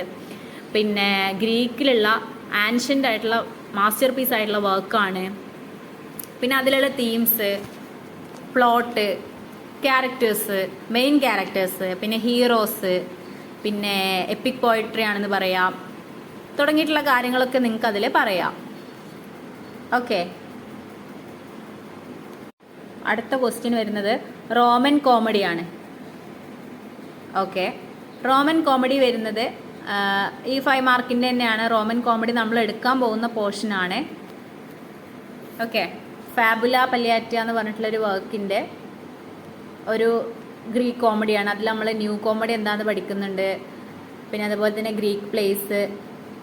ഓക്കെ, അതിൽ റോമൻ കോമഡി എന്ന് പറഞ്ഞു വരുമ്പോൾ എന്താണ് റോമൻ കോമഡി? അതിൽ റോമൻ ക്യാരക്ടറിസ്റ്റിക്സ് പറയുന്നുണ്ട്. അതിൻ്റെ സ്റ്റോക്ക് ക്യാരക്ടേഴ്സ്, പ്ലോട്ട് വരുന്നുണ്ട്, ലാംഗ്വേജ്. റോമൻ കോമഡി യൂസ് ചെയ്യുന്നത് കൊളോക്കിയൽ ലാറ്റിൻ ലാംഗ്വേജ് ആണ്. ഡയലോഗ്സ് ഉണ്ടാവും, പണ്ണുണ്ടാവും, വേർഡ് പ്ലേ, അങ്ങനെ ഒരുപാട് സംഭവങ്ങളുണ്ട്. സെറ്റയർ, പിന്നെ അതിൽ വരുന്ന പ്ലേ റൈറ്റ്സ്, പ്ലൂട്ടസ്, ടെറൻസ്. നമുക്ക് പ്ലൂട്ടസിൻ്റെ വർക്കാണ് പഠിക്കാനുള്ളത് കേട്ടോ. ഓക്കെ, പിന്നെ അതിൻ്റെ ഇൻഫ്ലുവൻസ്, റോമൻ കോമഡിൻ്റെ ഇൻഫ്ലുവൻസ് ആണ്, വെസ്റ്റേൺ കോമഡിയിൽ നിന്നാണ്, തുടങ്ങിയിട്ടുള്ള കാര്യങ്ങളൊക്കെ പറയാം. പിന്നെ അതിലെ ഫേമസ് പ്ലേസ് ആയിട്ടുള്ള പ്ലൂട്ടസിൻ്റെ വർക്ക്, പോർട്ട് ഓഫ് ഗോൾഡ്, അതാണ് നമുക്ക് പഠിക്കാനുള്ളത്. പിന്നെ ദി ടു മെനാക്യമസ് എന്ന് പറഞ്ഞിട്ടുള്ള ഒരു വർക്ക് ഉണ്ട്. പിന്നെ ടെറൻസിൻ്റെ ദ ഗേൾ ഫ്രം ആൻഡ്രോസ് വരുന്നുണ്ട്, ദ യൂനിറ്റ് വരുന്നുണ്ട്. പിന്നെ റോമൻ കോമഡീൻ്റെ ഇമ്പാക്റ്റ്, വെസ്റ്റേൺ ലിറ്ററേച്ചറിലുള്ള ഇമ്പാക്റ്റ്, തുടങ്ങിയിട്ടുള്ള കാര്യങ്ങളൊക്കെ നിങ്ങൾക്ക് അതിൽ എഴുതി കൊടുക്കാം. പക്ഷേ 5 മാർക്കാണെന്നുള്ള കാര്യം നിങ്ങൾ ശ്രദ്ധിക്കണം. ഓക്കെ, ക്ലിയർ ആണെങ്കിൽ നമുക്ക് ഇതിൽ അടുത്ത സെക്ഷൻ നോക്കാം. Reference to the context in about 100 words each എന്നാണ്. അതായത് സെയിം പോലെ തന്നെ 2x5 10, 5 മാർക്കിൻ്റെ ക്വസ്റ്റ്യൻ ആണ്. അതായത് തന്നിട്ടുള്ള ലൈൻസ്, കുറച്ച് ലൈൻസ് കൊടുത്തിട്ടുണ്ട്. ആ ലൈൻസ് ഏതിൽ നിന്നാണെന്ന് ഫൈൻഡ് ചെയ്തിട്ട് എഴുതാൻ. അതിൽ ഒന്നാമത് നോക്കാം. Here as Pentheus profanely spied on the sacred rituals. Who saw him first? Who rushed on him first in maniacal frenzy? And who first launched her thyrsus to savage her own dear son? His mother agave. Watch me, sisters, she shouted, both of you. Look at this huge wild boar, the wandering over our meadow. ആ lines എവിടെ നിന്നാണ്? അതൊക്കെ നമ്മുടെ ടെക്സ്റ്റിലുള്ള റെഫറൻസുകളിൽ വരുന്നതാട്ടോ. ആ lines വരുന്നത് the passage is reference the ancient Greek tragedy the Bacchae. നമുക്ക് പഠിക്കാനുണ്ട് ബാഷ്യ എന്ന് പറഞ്ഞിട്ടുള്ള. അവിടെ നിന്നാണ് ഈ ഒരു പാസേജ് എടുത്തിട്ടുള്ളത്. യൂറിപ്പിഡസിൻ്റെ വർക്കാണ്. ഇനി ആ ഒരു സ്റ്റോറിനെ കുറിച്ച് നിങ്ങൾക്ക് എഴുതാം. അതായത് മിത്തോളജിക്കൽ ഫിഗർ ആയിട്ടുള്ള ഡയനോസിസിനെ കുറിച്ചിട്ട്, ഗോഡ് ഓഫ് വൈൻ ആണ്. പിന്നെ ഫെർട്ടിലിറ്റി, എക്സ്റ്റസി, അതിൻ്റെയൊക്കെ ഗോഡാണ് ഡയോനിസിസ്. ആ വർക്കിനെ കുറിച്ചിട്ട് നിങ്ങൾക്ക് എഴുതാം. അങ്ങനെ വരാം. പിന്നെ ഇതിൻ്റെ ഒരു കോണ്ടെക്സ്റ്റ് എന്താണെന്ന് എഴുതാം. അടുത്തത് നമ്മൾ ഈ മുകളിൽ കൊടുത്തിട്ടുള്ള പാസേജ് ഉണ്ടല്ലോ, അതിൻ്റെ സംഭവം എന്താണെന്നുള്ളത്. അതായത് അതിൻ്റെ സംഭവം ഡിവൈനിറ്റി ഓഫ് ഡൈനോസിസ്. അത് നമ്മൾ പാടെടുക്കുമ്പോൾ, അതിൻ്റെ ഏരിയ എടുക്കുമ്പോൾ നിങ്ങൾക്ക് കൂടുതൽ മനസ്സിലാവും. ഒരു ഗ്രൂപ്പ് ഓഫ് ഫീമെയിൽസ് ഡൈനോസിസിനെ ഫോളോ ചെയ്യുന്നുണ്ട്. ആ ഒരു കോണ്ടെക്സ്റ്റ് ആണത്. പിന്നെ അതിൻ്റെ ഒരു സിഗ്നിഫിക്കൻസ് എഴുതാം. അതായത് ഈ പാസേജ് ഹൈലൈറ്റ് ചെയ്യുന്നത് എന്ത് ക്ലൈമാക്സ് ആണ്, അതുപോലെ തന്നെ ഡിവൈൻ ആയിട്ടുള്ള കാര്യങ്ങൾ അതിലുണ്ട്. ആ ഒരു ബാഷ്യ അറ്റാക്സ് ആൻഡ് കിൽസ് ഹിം, അദ്ദേഹത്തിൻ്റെ ഒരു കൊല്ലുന്നൊരു സംഭവം ഉണ്ട്. അതൊക്കെ നിങ്ങൾക്ക് എഴുതാം. പിന്നെ അതിൽ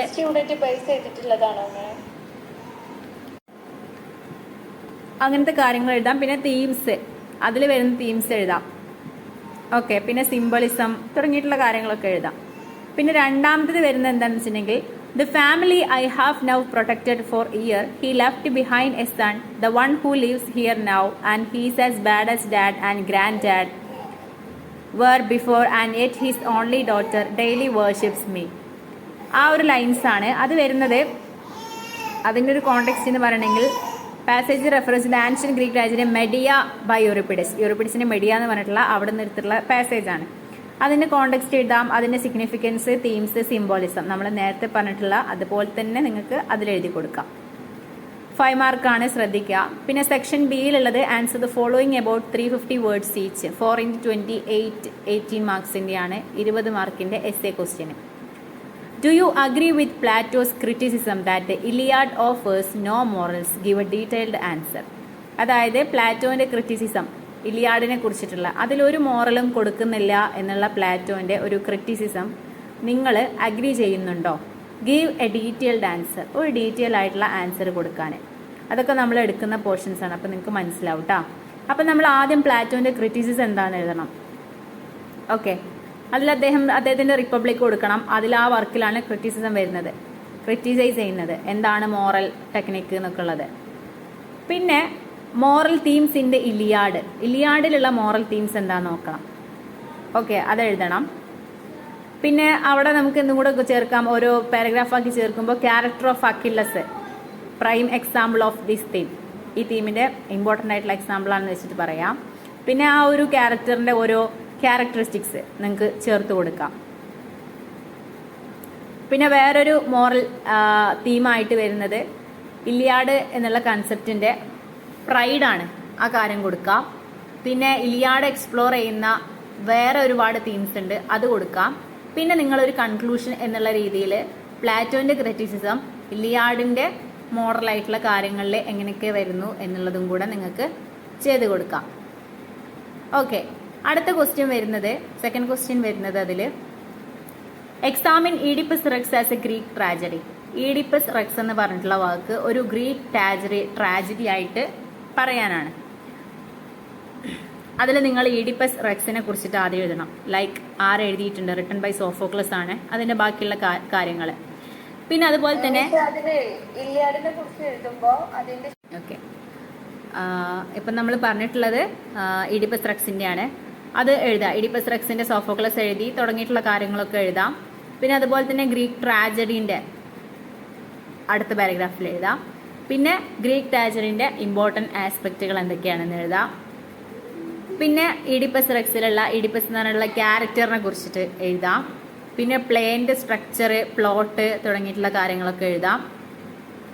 ഓക്കെ, അങ്ങനെ അതൊരു കൺക്ലൂഡ് ചെയ്തിട്ട് കൊണ്ടുപോവാം. അടുത്ത ക്വസ്റ്റ്യൻ വന്നിട്ട് would you agree that pot of gold is a comedy discuss keeping in mind the dramatis personae of Lar familiaris. ആ ഒരു ക്വസ്റ്റ്യൻ ആണ്. അതായത് would you agree that pot of gold is a comedy, pot of gold ഒരു comedy ആണോ, അത് നിങ്ങൾ agree ചെയ്യുന്നുണ്ടോ? And discuss keeping in mind the dramatis personae of Lar familiaris, ആ വർക്കിനും കൂടെ അതിനും കൂടെ ഒരു ഡിസ്കഷൻ കൊടുക്കാനാണ് പറഞ്ഞിട്ടുള്ളത്. അപ്പോൾ പോട്ട് ഓഫ് ഗോൾഡ് ആ പ്ലേനെ കുറിച്ചിട്ട് എഴുതാം. പിന്നെ പോട്ട് ഓഫ് ഗോൾഡിലെ കോമഡി ആയിട്ടുള്ള എലമെന്റ്സ് എഴുതാം. പിന്നെ ലാർ ഫെമിലിയാർ എന്ന് പറഞ്ഞിട്ടുള്ള ഹൗസ് ഹോൾഡ് ഗോഡ് അതിനെക്കുറിച്ച് എഴുതാം. പിന്നെ മെയിൻ കോമഡി എലമെന്റ്സ് അതിനെക്കുറിച്ച് എഴുതാം. പിന്നെ അതൊന്ന് കൺക്ലൂഡ് ചെയ്തിട്ട് എഴുതാം. കൺക്ലൂഡ് ചെയ്ത് എഴുതുമ്പോൾ പോട്ട് ഓഫ് ഗോൾഡും ആ കോമഡിയും തമ്മിലുള്ള ഒരു കൺക്ലൂഷൻ ആ ഒരു രീതിയിൽ എഴുതാം. Then last question discuss the relationship between Horace and his father basin your answer on satire 1:4. Satire 1:4 എന്ന് പറഞ്ഞിട്ടുള്ള ഹൊറൈസിന്റെ വർക്കിൽ ഹൊറൈസും ഫാദറും തമ്മിലുള്ള ഒരു